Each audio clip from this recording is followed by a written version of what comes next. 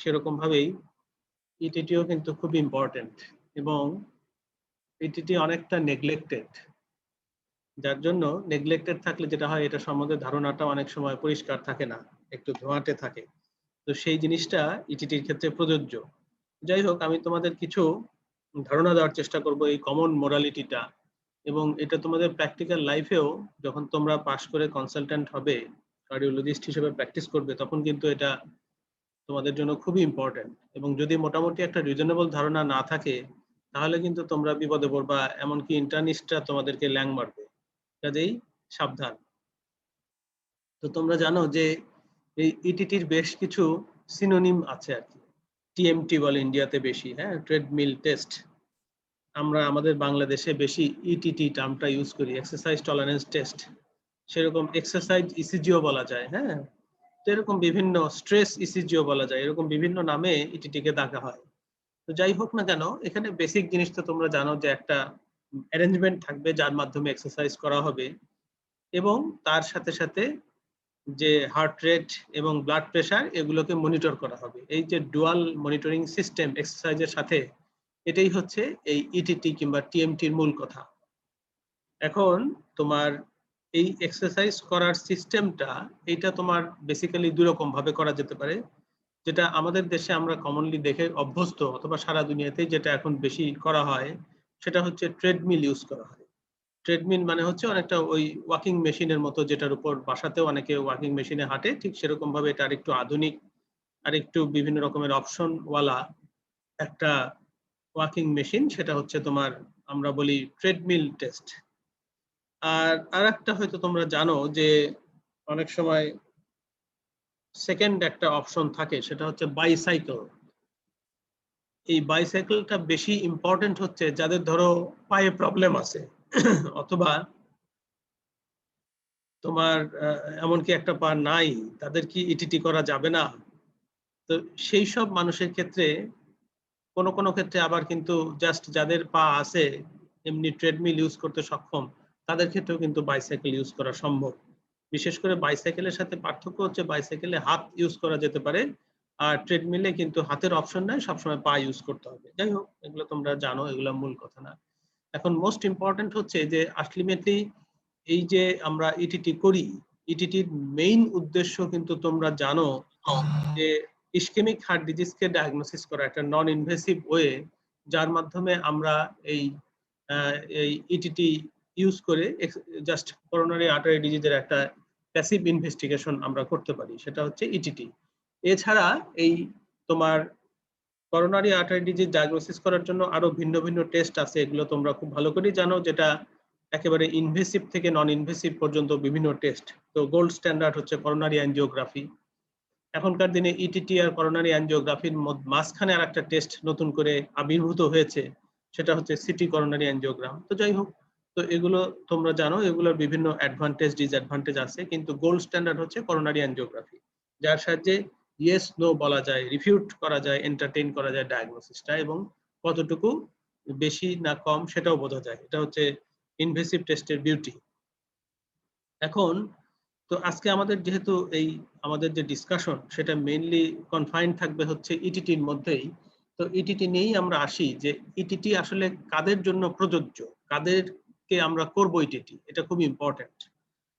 তো যেহেতু ইটিটির main purpose হচ্ছে করোনারি আর্টারি ডিজিজ ডায়াগনোসিস করা, তো কোনো একটা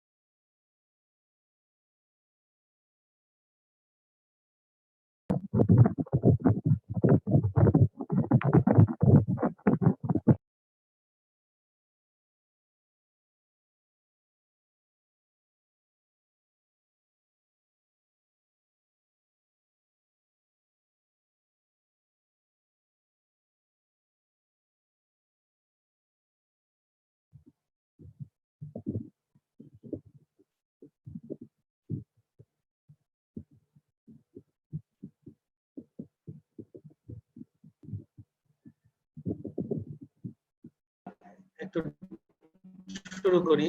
তো যেটা বলছিলাম যে এই ইটিটিটা আমাদের তো জাস্ট আমরা যেটা করি সেটা হচ্ছে যে করোনারি আর্টারি ডিজিজ ডায়াগনোসিস করার জন্য মেইনলি করি। তো এখন কাদের করব?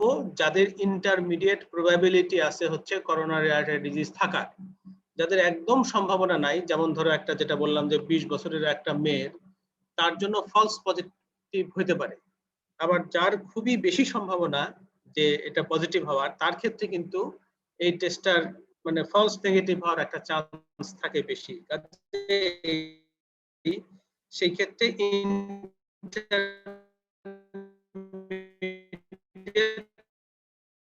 ইন্টারমিডিয়েট প্রবাবিলিটি আছে, তাদের ক্ষেত্রে সবচেয়ে ভালো রোল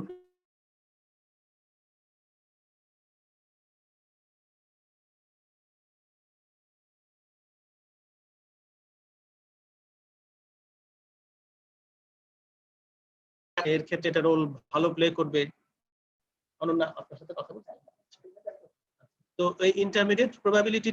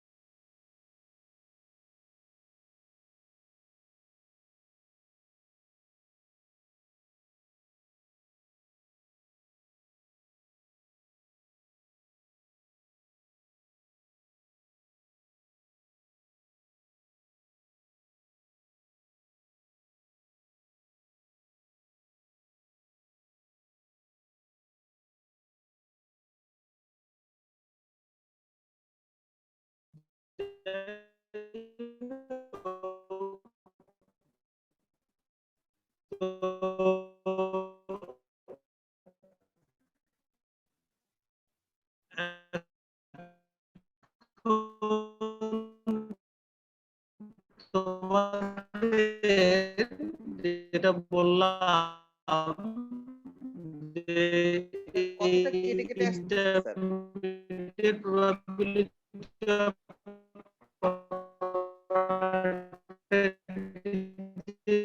যাদের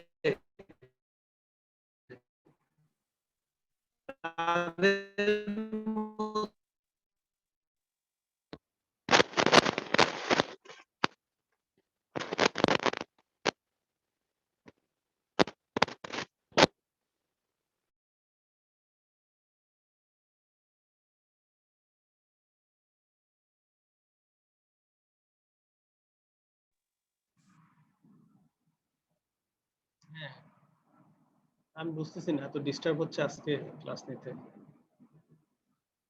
না না, আমি তো 361 তে প্রথমে এখানকার যে তোমার এই ওয়াইফাই সেটা দিয়ে করতেছিলাম, পরে আবার আমার জিপির মডেম রাউটার দিয়ে করতেছিলাম, কিন্তু আজকে কেন যেন বারবার ডিস্টার্ব হচ্ছে। তোমরাও শুনতে পাচ্ছ না বোধহয়, না? জি স্যার। আচ্ছা, এখনো তাই নাকি? এখনো তাই? আচ্ছা, আমি এখন লিভ করে আবার আমি ই করি। হ্যাঁ।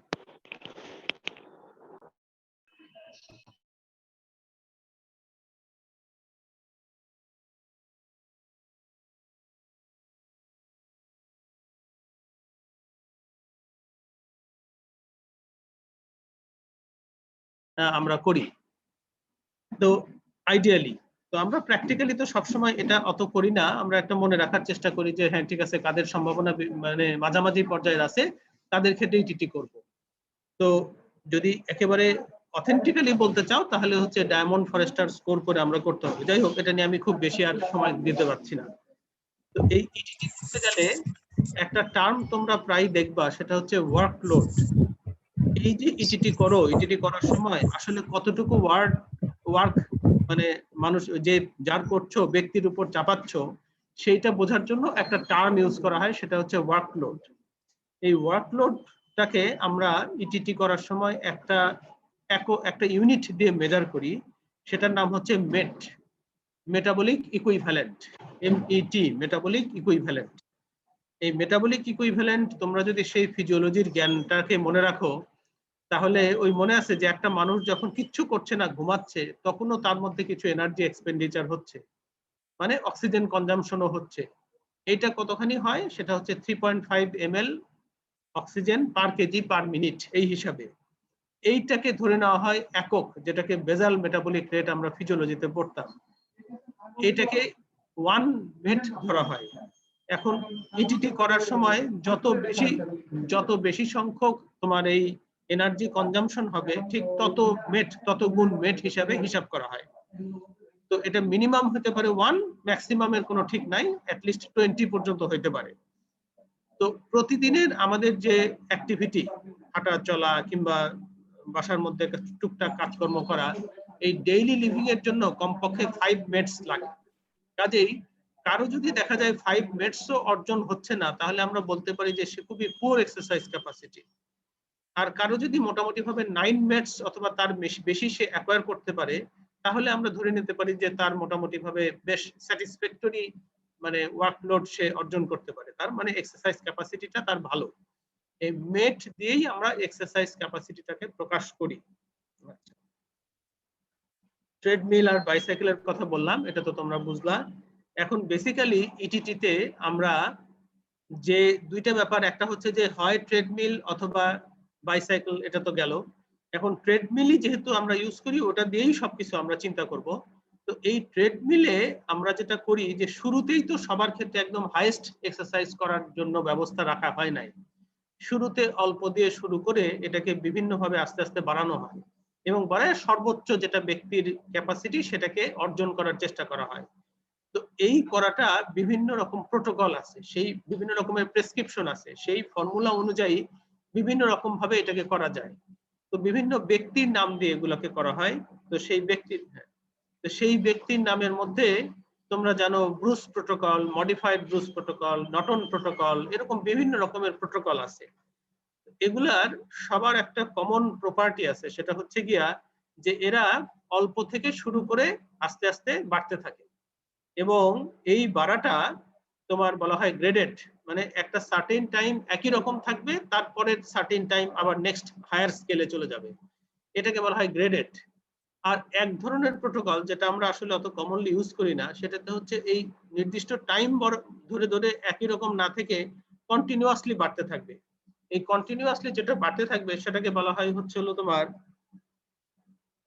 Ramp protocol. র্যাম্প মানে continuous increase or change of exercise, এটাকে বলা হয় হচ্ছে তোমার র্যাম্প প্রোটোকল। র্যাম্প প্রোটোকলটা খুব একটা ইউজ হয় না, এই গ্রেডেড প্রোটোকলটাই আমরা বেশি কমনলি ইউজ করি।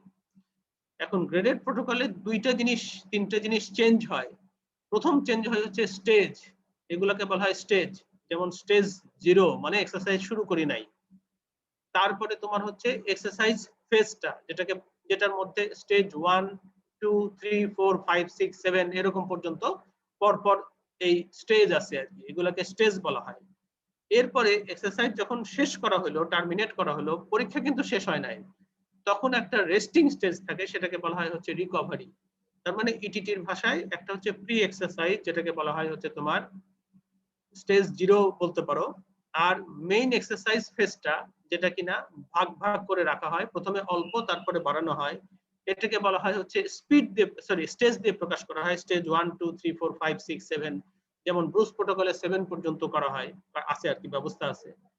এরপরে একটা সার্টেন টাইম এক্সারসাইজ করা হয় না, কিন্তু পরীক্ষাটা তখনও শেষ হয় নাই, সেটাকে বলা হয় রিকভারি ফেজ। এই রিকভারি ফেজটা ভ্যারি করে। তোমার এটা ধরো তোমার কমপক্ষে 4 মিনিট, 6 মিনিট থেকে শুরু করে অনেক সময় 20 মিনিটও করা যেতে পারে। তো এই রিকভারি ফেজটাও কিন্তু part of the exercise tolerance test. তাহলে একটা হচ্ছে যে তোমার এই স্টেজ চেঞ্জ হয়। নেক্সট যেটা চেঞ্জ হয় সেটা হচ্ছে স্পিড চেঞ্জ হয়। স্পিড গুলাকে ওই কিলোমিটারে বলা হয় না, ওই আগের দিনের মাইলস পার আওয়ার হিসাব করা হয়।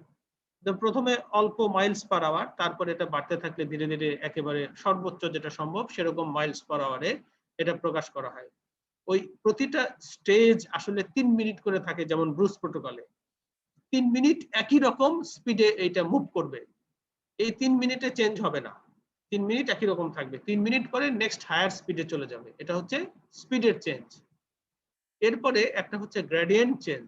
গ্রেডিয়েন্ট মানে হচ্ছে তুমি দেখবা যে যখন আমরা সোজা রাস্তায় সমান্তরালে হাঁটি, প্লেন ল্যান্ডে হাঁটি, তখন যতটুকু পরিশ্রম হয়, যখন আমরা একটু উঁচু সিঁড়িতে উঠি অথবা তোমার ধরো পাহাড় বেয়ে উঠি, তখন কিন্তু আমাদের কষ্টটা বেশি হয়। তার মানে এই ওয়ার্কলোড বাড়ানোর জন্য ইটিটিতে যেটা করা হয়, একটা হচ্ছে স্টেজ চেঞ্জ করা হয়, একটা হচ্ছে স্পিড চেঞ্জ করা হয়, একটা হচ্ছে গ্রেডিয়েন্ট চেঞ্জ করা হয়। গ্রেডিয়েন্ট মানে ইনক্লিনেশন চেঞ্জ করা হয়, আরো বেশি এটা স্টিপ হয়। তো এটার উদ্দেশ্য হচ্ছে ওয়ার্কলোড বাড়ানো। এখন এই গ্রেডিয়েন্টটা সাধারণত প্রকাশ করা হয় ডিগ্রি দিয়ে। ডিগ্রিটা খুব মজার, এটা অনেকেই জানে না। সেটা হচ্ছে যে এই হরাইজন্টাল থেকে একদম ভার্টিক্যাল 90 ডিগ্রি পর্যন্ত যে অ্যাঙ্গেলটা, এটাকে ধরে নেওয়া হয় 100 ডিগ্রি, 100%। এখন সেটাকে তোমার 100% ধরে এই তোমার 10%, 20%, 30% এরকম গ্রেড হিসাব করা হয়, গ্রেডিয়েন্ট হিসাব করা হয়, গ্রেড হিসাব করা হয়। তাহলে এইভাবেও ওয়ার্কলোড বাড়ানোর চেষ্টা করা হয়। এখন যখন ধরো ব্রুস প্রোটোকলে স্টেজ 1 থেকে যখন 2 তে কেউ গেল 3 মিনিট পরে, তখন তোমার একই সাথে স্পিড চেঞ্জ হবে, সেকেন্ড হচ্ছে গ্রেডিয়েন্ট চেঞ্জ হবে। এই দুটো চেঞ্জের ফলে কি হবে, আলটিমেটলি ওই স্টেজে এক্সারসাইজ করতে গেলে হায়ার মেটস, বেশি পরিমাণ অক্সিজেন খরচ হবে। এইভাবে আমরা এই ইটিটিতে স্টেজ, স্পিড এবং গ্রেডিয়েন্ট তিনটা জিনিস চেঞ্জ করে পরের স্টেজে যাই। এই কথাগুলো এখানে বললাম। এখন এই যে বিভিন্ন রকমের প্রোটোকল আছে, প্রেসক্রিপশন আছে, এর মধ্যে সারা দুনিয়াতে এই মুহূর্তে সবচেয়ে বেশি পপুলারলি ইউজ হচ্ছে ব্রুস ভদ্রলোকের যে প্রোটোকল, সেটা ব্রুস প্রোটোকল বলে। তো ব্রুস প্রোটোকলটাই হচ্ছে স্ট্যান্ডার্ড প্রোটোকল। এছাড়া আরেকটা প্রোটোকল কখনো কখনো ইউজ হয়, সেটা হচ্ছে মডিফাইড ব্রুস। সেটা ব্রুসেরই, কিন্তু একটু দুর্বল লোকদের জন্য, বয়স্ক লোকদের জন্য, এমআই এর পরের পেশেন্টদের জন্য, যাদের ধরে নেওয়া হয় যে তারা অত স্ট্যান্ডার্ড এক্সারসাইজ করতে পারবে না, তাদের ক্ষেত্রে দুর্বল যে প্রোটোকলটা, মডিফাইড যে প্রোটোকলটা ব্রুসের, সেটাকে বলা হয় মডিফাইড ব্রুস প্রোটোকল। তো সেটা কোন কোন ক্ষেত্রে করা হয়, যাদের এক্সারসাইজ ক্যাপাসিটি লিমিটেড, যারা বেশি ফ্র্যাজাইল পেশেন্ট, অথবা যারা এমআই এর পরে করা হয়, তাদের ক্ষেত্রে এরকম মডিফাইড ব্রুস প্রোটোকলটা ইউজ করা হয়।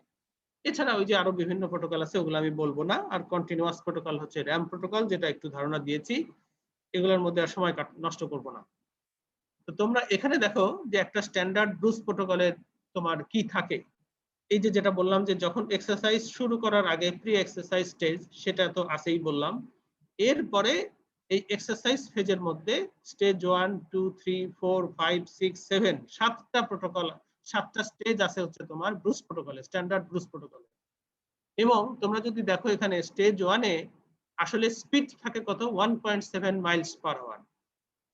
গ্রেড থাকে কত, 10%। মানে 10% গ্রেড মানে কি, ওই যে বললাম যে হরাইজন্টাল থেকে একদম লম্ব পর্যন্ত যদি তোমার অ্যাঙ্গেলটাকে 100% ধরে নেওয়া হয়, সেই 100%-এর 10% পর্যন্ত এখানে মানে এরকম ইনক্লিনেশন থাকবে, একটু উঁচু থাকবে। তাহলে এটা হচ্ছে সবচেয়ে কম, আর্লি। এরপরে এতে কতটুকু খরচ হবে আসলে এনার্জি, এতে খরচ হবে হচ্ছে 4 মেটস। দেখো ডান দিকে 4 লেখা। তার মানে এই স্টেজ 1-এ ব্রুস প্রোটোকলে যদি 3 মিনিট কেউ হাঁটে, এই সময়টাতে তার যে হারে এনার্জি খরচ হবে, সেটা হচ্ছে 4 মিনিটস। 3 মিনিট পরে অটোমেটিক মেশিন চলে যাবে স্টেজ 2-তে। তখন দুইটা চেঞ্জ হবে, একটা হচ্ছে স্পিড বাড়বে, এটা 1.7 থেকে 2.5-এ চলে যাবে, আর তার সাথে সাথে ইনক্লিনেশন বেড়ে যাবে। সেটা কত, 10% ছিল স্টেজ 1-এ, এটা 12% হয়ে গেল। এই দুইটা চেঞ্জের ফলে, স্পিড আর ইনক্লিনেশনের চেঞ্জের ফলে আলটিমেটলি মেটাবলিক ইকুইভ্যালেন্টও কিন্তু অনেক বেড়ে যাচ্ছে। স্টেজ 1-এ ছিল 4, এখানে হয়ে গেল 7 মেটস। তার মানে এটা আরেকটু টাফ। এরকম করতে করতে একদম স্টেজ 7-এ দেখো এইখানে কিন্তু তোমার স্পিড হচ্ছে 6 মাইলস পার আওয়ার, এবং এইখানে যে তোমার ইনক্লিনেশন সেটা হচ্ছে 22 ডিগ্রি, এবং তাতে কিন্তু তোমার ওই মেটাবলিক ইকুইভ্যালেন্ট অনেক বেশি। এখানে নট অ্যাপ্লিকেবল লেখছে, কারণ হচ্ছে যে এত স্টেজে সাধারণত ওয়ার্ল্ড ক্লাস অ্যাথলেট ছাড়া কেউ রান করতে পারে না। নর্মাল মানুষগুলো স্টেজ 3, স্টেজ 4-ই কমনলি করে, কখনো কখনো স্টেজ 5 পে যায়। আমার এই ইয়েতে আমি ম্যাক্সিমাম বোধহয় 6 পর্যন্ত করতে দেখছি, অনেক বছরের মধ্যে বলতেছি 6 পর্যন্ত করতে দেখছি। তো যাই হোক, এটা হচ্ছে তোমার এক্সারসাইজ ফেজ। এক্সারসাইজ ফেজের পরে একটা রিকভারি বাটন আছে, সেই বাটনে চাপ দিলে তখন এটা থেমে যাবে না। এটা কি হবে, এটা তোমার একটু আলটিমেটলি তোমার ইয়ে হইতে থাকবে, স্পিড কমে একটা ওই হঠাৎ করে থামাটা ভালো না, শরীর অ্যাডজাস্ট করতে পারে না, এই জন্য একটা তোমার ধরো একটা ব্রিফ স্টেজ যেটা কিনা তোমার হাতে কন্ট্রোল করার সুযোগ আছে, এটা 30 সেকেন্ড হতে পারে কিংবা এরকম সময় ও রান করতে থাকবে অল্প স্পিডে এবং ইনক্লিনেশনটা নাই হয়ে যাবে, একদম জিরো হয়ে যাবে। তখন এরপরে তুমি স্টপ করবা, ওই ট্রেডমিলের এক্সারসাইজ বাটনটা স্টপ করবা, করলে পেশেন্ট থেমে গেল। থেমে গেলে তোমার যেটা কাজ হবে, একটা খুবই ভালো কাজ হচ্ছে যখনই থেমে গেল তখন একটা এক্সট্রা ইসিজি নিয়ে নেওয়া, এই পুরো এক্সারসাইজের সময়টাতে এক্সারসাইজ শুরুর আগে একটা ইসিজি একটা অটোমেটিক চলে আসবে, তুমি ইচ্ছা করলে নিজেও নিতে পারো। তারপরে স্টেজ 1, 2, 3, 4 এগুলা 3 মিনিট পর পর অটোমেটিক, 3 মিনিট পরে শেষ হওয়ার ঠিক একটু আগে মেশিন অটোমেটিক একটা ইসিজি নিয়ে নেয় পেশেন্ট চলতে চলতেই, রান করতে করতেই। এরপরে রিকভারি স্টেজে গিয়া ওই যখন রিকভারি শুরু হলো, মানে রেস্টিং ফেজ শুরু হলো, তখন কিন্তু একটা তোমার সাথে সাথে কোনো ইসিজি অটোমেটিক নেয় না। সেই ক্ষেত্রে একটা খুব ভালো প্র্যাকটিস হচ্ছে যখনই পেশেন্টের মেশিন থামায় দিলা তখন সাথে সাথে 10-15 সেকেন্ডের মধ্যে একটা ইসিজি এক্সট্রা তুমি ম্যানুয়ালি নিয়ে নিবা। এটা হচ্ছে সারা জীবনে তুমি যদি প্র্যাকটিস করো তাহলে তোমার এটার অনেক অ্যাডভান্টেজ আছে। কি অ্যাডভান্টেজ আছে এটা আমি পরে বলতেছি, এটা খুবই একটা চমৎকার জিনিস। এরপরে ব্রুস প্রোটোকলে রিকভারি গুলা সাধারণত 2 মিনিট ভাগ করা থাকে। এক্সারসাইজের ক্ষেত্রে 3 মিনিট পর পর, আর রিকভারির ক্ষেত্রে 2 মিনিট পর পর রিকভারি 1, রিকভারি 2 এইভাবে ভাগ করা থাকে। সাধারণত 4 থেকে 6 মিনিট বেশিরভাগ ক্ষেত্রে রাখা হয়। যদি তোমার অন্য কারণ থাকে তুমি এটা বাড়ায় রাখতে পারো। মডিফাইড ব্রুস প্রোটোকল হচ্ছে একটা নরম প্রোটোকল, সফটওয়্যার প্রোটোকল, দুর্বলদের জন্য প্রোটোকল। এইখানে দেখো ওই স্ট্যান্ডার্ড ব্রুস প্রোটোকলের যে প্রথম স্টেজে ছিল 1.7 আর 10, সেটা আসার আগে আরো দুইটা ওয়ার্ম আপ, দুইটা স্টেজ আছে আর কি, 3 মিনিট করে করেই। তো তার মানে এটা হচ্ছে হালকা ধীরে ধীরে অর্জন করার একটা প্রোটোকল, দুর্বলদের জন্য এটা করা হয়, স্ট্যান্ডার্ড এটা করা হয় না। এটা অসুবিধা হচ্ছে কি, এটা বেশি সময় লাগে শেষ করতে। আচ্ছা, তাহলে মডিফাইড ব্রুস, হ্যাঁ বলো, শুনতে পাচ্ছ? তোমরা কি শুনতে পাচ্ছ? কথা বলো। স্যার শোনা যাচ্ছে, স্যার শোনা যাচ্ছে। আচ্ছা ঠিক আছে, তাহলে ব্রুস আর মডিফাইড ব্রুসের মধ্যে তোমাদের এইভাবে আমরা পার্থক্য করতে পারি। নেক্সট যেটা আমরা ইম্পর্টেন্ট দিকে যাব, সেটা হচ্ছে গিয়া যে আসলে ইটিটির পারপাস কি। আমাদের অনেকের ধারণা আছে ইটিটি হয়তো একমাত্র কাজ হচ্ছে ইসকেমিক হার্ট ডিজিজ ডায়াগনোসিস করা। কথাটা ঠিক না, সত্য না। একটা মেইন পারপাস হচ্ছে diagnosis of coronary artery disease. এছাড়াও কিন্তু আমরা নন করোনারি আর্টারি ডিজিজ যাদের আছে তাদের ক্ষেত্রে প্রগনোসিস কি এটা বোঝার জন্য করতে পারি। এমআই এর পরে তাকে কতটুকু এক্সারসাইজ তুমি অ্যালাউ করবা, কিংবা একজন এমআই এর পরে একজন ভারী ট্রাক ড্রাইভারকে তুমি তার ট্রাক ড্রাইভিং যে প্রফেশন সেটা কন্টিনিউ করতে বলবা কিনা। একজন যে ধরো পাইলট, তাকে পাইলট জাস্ট তার প্লেন সে চালাতে পারবে কিনা, এই পুরো জিনিসগুলোর সিদ্ধান্ত নিতে কিন্তু তোমাকে ইটিটি হেল্প করে। এটা একটা ইম্পর্টেন্ট জিনিস। আর একটা হচ্ছে যে ওভারঅল ফাংশনাল ক্যাপাসিটি অ্যাসেসমেন্ট, যে কোনো একটা মানুষের ক্ষেত্রে সে আসলে কতটুকু ফিজিক্যালি ক্যাপাবল। একটা নতুন মানুষ নতুন করে ধরো তোমার একটা হেভি ট্রাক ড্রাইভিং এর চাকরি নিবে, সে তার জন্য ফিট কিনা, এগুলোর জন্য কিন্তু তোমার এই ইটিটি করে আমরা একটা সিদ্ধান্ত নিতে পারি। যেমন কারো যদি দেখা যায় যে 9 মিনিটস পর্যন্ত এক্সারসাইজ করতে পারে, বিভিন্ন দেশে যেমন ইউকেতে 9 মিনিটস পর্যন্ত যদি কেউ এক্সারসাইজ করতে পারে তাকে ধরে নেওয়া হয় যে সে কিন্তু ফিজিক্যালি মোটামুটি ভালো ফিট। আচ্ছা, এরপরে আরেকটা হচ্ছে যে ইভ্যালুয়েশন অফ মেডিকেল থেরাপি। এটা মানে কি, তুমি কাউকে ধরো ইসকেমিক হার্ট ডিজিজের চিকিৎসা দিচ্ছ, এইটা তার যথেষ্ট মানে পরিমাণ কভার করছে কিনা, কার্যকর কিনা, এটা বোঝার জন্য তুমি টিটি করতে পারো। আচ্ছা, তারপরে হচ্ছে যে কারো তুমি ধরো অ্যানজিওপ্লাস্টি করলা অথবা বাইপাস করলা, করার পরে তার এই রিভাস্কুলারাইজেশনটা আসলে মায়োকার্ডিয়াল রেসিডুয়াল ইসকেমিয়া আছে কিনা নাকি মোটামুটি রিলিভ হয়েছে, এটা বোঝার জন্য তুমি টিটি করতে পারো। তার মানে ইভ্যালুয়েশন অফ রিভাস্কুলারাইজেশন। তারপরে কি, যেমন ইভ্যালুয়েশন অফ এরিথমিয়া, এটা একটা খুব ইন্টারেস্টিং, যে কোন কোন ক্ষেত্রে অনেক ইয়াং মানুষেরও দেখবা যে ভেন্ট্রিকুলার এক্সট্রাসিস্টল থাকে। এখন এই ভেন্ট্রিকুলার এক্সট্রাসিস্টল অথবা এট্রিয়াল এক্সট্রাসিস্টল এগুলার আসলে কতটুকু সিগনিফিকেন্স আছে, এগুলা কতটুকু ডেঞ্জারাস, কতটুকু আর্জেন্ট ট্রিটমেন্ট করা যুক্তি আছে, এগুলো বোঝার জন্য কখনো কখনো আমরা ইটিটি করি। মানে এগুলো কি বিনাইন অ্যারিথমিয়া নাকি এগুলো পটেনশিয়ালি ম্যালিগন্যান্ট অ্যারিথমিয়া, এটা বোঝার জন্য অনেক সময় আমরা ইটিটি করি। পেসমেকারের কার্যকারিতা বোঝার জন্য কখনো কখনো করি। আর হচ্ছে হলো ট্রিটমেন্ট দিলাম অ্যারিথমিয়াতে, সেই অ্যারিথমিয়ার ট্রিটমেন্ট এনাফ কিনা এক্সারসাইজ করে আমরা নতুন করে স্টিমুলাস দিয়ে চেষ্টা করি যে ট্রিটমেন্ট যেন এটাকে সাপ্রেস করতে পারলো কিনা বোঝা। তার মানে এই বিভিন্ন পারপাসে আমরা ইটিটি করতে পারি, এটা হচ্ছে মূল কথা। ইটিটির কিছু কন্ট্রাইন্ডিকেশন আছে, তোমরা এগুলো যে কোনো বই আছে, ভালো করে দেখে নিও। তো তোমরা কমন সেন্সই তোমরা জানো যে যার চেস্ট পেইন হচ্ছে একটা অ্যাকিউট করোনারি সিনড্রোম পেশেন্ট, তাকে তো আমরা করব না ওই সময়, তাকে একটা গ্যাপ দিব, তাই না?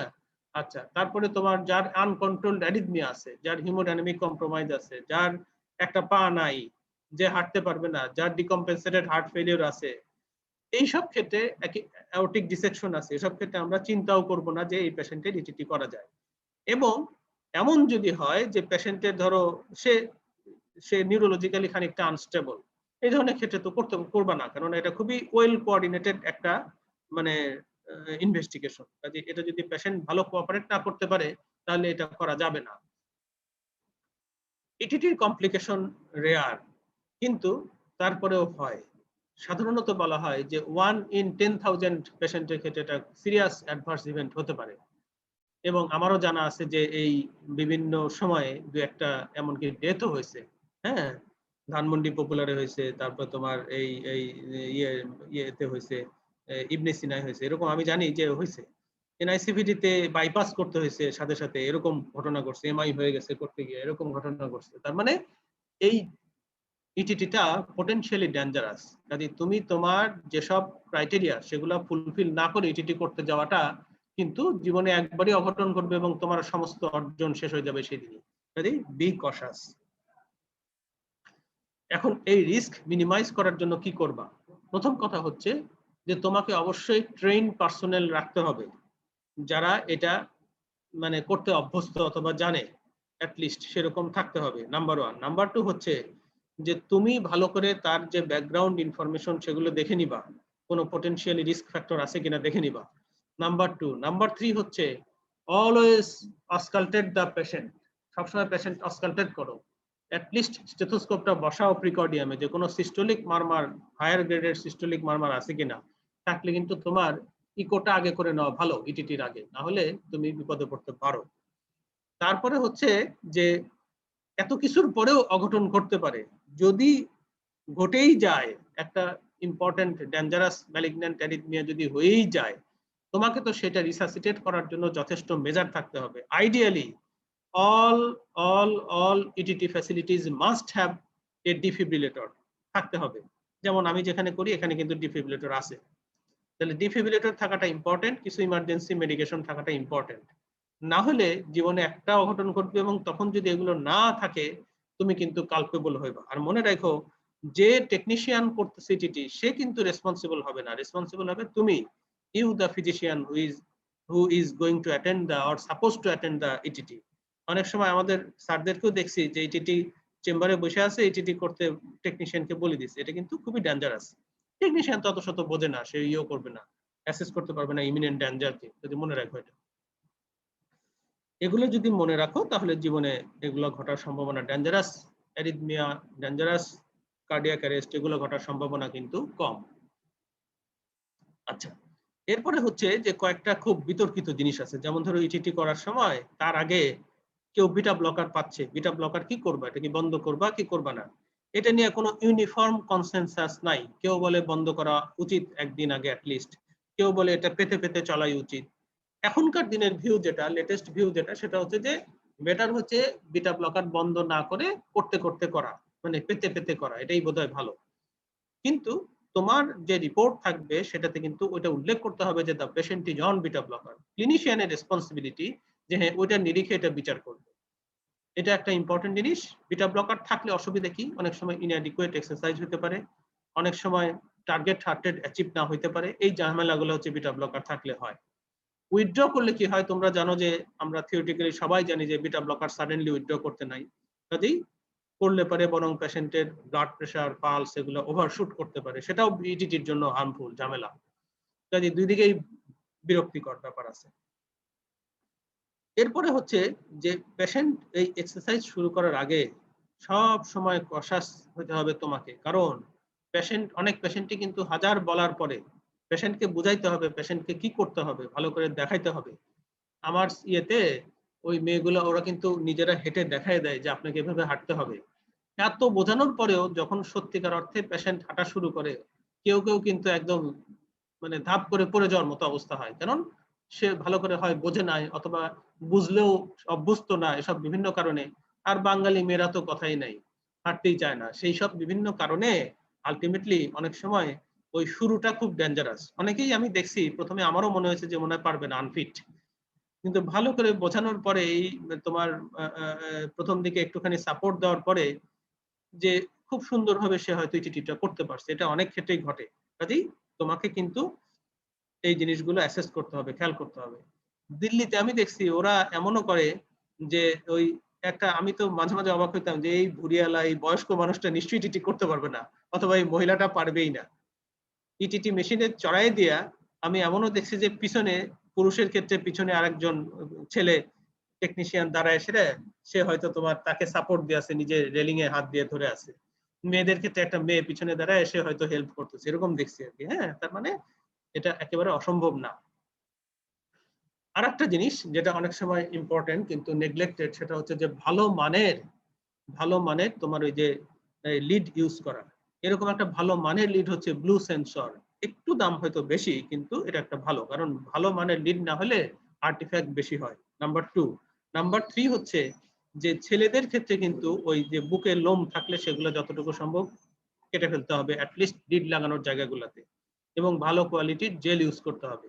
মেয়েদের ক্ষেত্রে একটা খুব প্রবলেম হয়, বিশেষ করে ব্রেস্টের কারণে, যেহেতু এক্সারসাইজের সময় মুভমেন্ট হয়, ব্রেস্ট তো মুভমেন্ট হবেই, এবং যদি একটু স্যাগিং ব্রেস্ট হয় তাহলে ওই লিড খুব ডিস্টার্ব করে, অনেক সময় উঠে যায়, সরে যায়।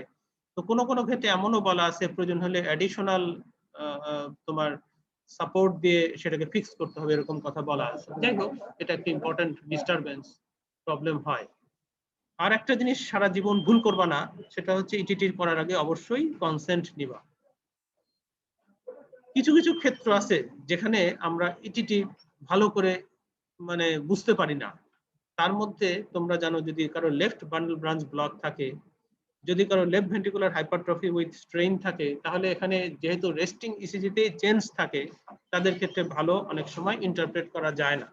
কাজে এইগুলা কিছুটা আনসুইটেবল। কেউ যদি ডিগক্সিন পায়, ডিগক্সিন পেলে দেখা যায় যে তার ডিগক্সিন ইফেক্টের কারণে এসটি সেগমেন্টের কিছু বেসলাইন চেঞ্জ থাকতে পারে, ডিগক্সিন ইফেক্টের জন্যই এক্সপেক্টেড, যেমন এই ধরনের চেঞ্জ থাকে। এই চেঞ্জ থাকলে কিন্তু অনেক সময় ওই ইটিটির চেঞ্জগুলা বোঝা যায় না, কেননা ইটিটির মেইন চেঞ্জ হচ্ছে এসটি সেগমেন্ট ডিপ্রেশন অথবা কখনো কখনো ইলিভেশন। এখন শুরুতেই যদি থেকে থাকে তাহলে সেটা কিন্তু আমার ইন্টারপ্রিটেশনে ডিস্টার্ব করতে পারে। তো এগুলো আমাদের মাথায় রাখতে হবে। তারপরে হচ্ছে যে যদি কারো WPW সিনড্রোম থাকে, তাহলেও তার রেস্টিং ইসিজিতেই অনেক রকম চেঞ্জ থাকতে পারে, যেটা কিনা ফার্দার ইন্টারপ্রিটেশনকে ইম্পসিবল করে তুলতে পারে। আর একটা ট্রিকি কোশ্চেন হচ্ছে, কারো যদি রাইট বান্ডল ব্রাঞ্চ ব্লক থাকে তাহলে কি হবে। রাইট বান্ডল ব্রাঞ্চ ব্লক থাকলে সাধারণত ইটিটির পরিবর্তনগুলো, চেঞ্জগুলো বোঝা যায়। কাজেই right bundle branch block, presence of right bundle branch block is not a contraindication for interpreting the ECG changes of ETT. এটা মনে রাখো। তার মানে right bundle branch block, whether it is complete or incomplete, may not be an obstacle for interpreting the ECG changes of ETT. মূল প্রসিডিওরটা শুরু করার আগে যেটা বললাম যে এগুলা একটা ফর্ম তোমার কাছে দিবে, অনেক ক্ষেত্রেই দেখবা এটাতে দাগ দিয়ে দিবা যে তুমি কি কারণে করতেছো। এটা কি screening for coronary artery disease, এটা কি ইভ্যালুয়েশন অফ অ্যারিথমিয়া, এটা কি ইভ্যালুয়েশন অফ রিভাস্কুলারাইজেশন প্রসিডিওর। এগুলার সাথে সাথে পেশেন্টের আগে থেকে কি আছে, হাইপারটেনশন, ডায়াবেটিস, এগুলো সব হয়তো দাগ দিয়ে দিলা। তার আগে থেকে সিএবিজি করা আছে কিনা দাগ দিলা। তারপরে তার হাইট ওয়েটটা সাধারণত ওই যে তোমার যে অ্যাসিস্ট্যান্ট তারাই বসাবে, তোমার কিছু করতে হবে না। যাই হোক, এরকম একটা মানে ফর্ম সাধারণত ফিল আপ করতে হয়। যখন ইটিটি শুরু করলো, অনেক মেশিনে দেখবা যে হাইপার ভেন্টিলেশন ফেজ, তারপরে স্ট্যান্ডিং, সুপাইন, এরকম বিভিন্ন ফেজে ট্রেসিং নেওয়ার একটা সুবিধা আছে। ওটা তুমি নিলা, এখন এগুলো খুব বেশি বলে না।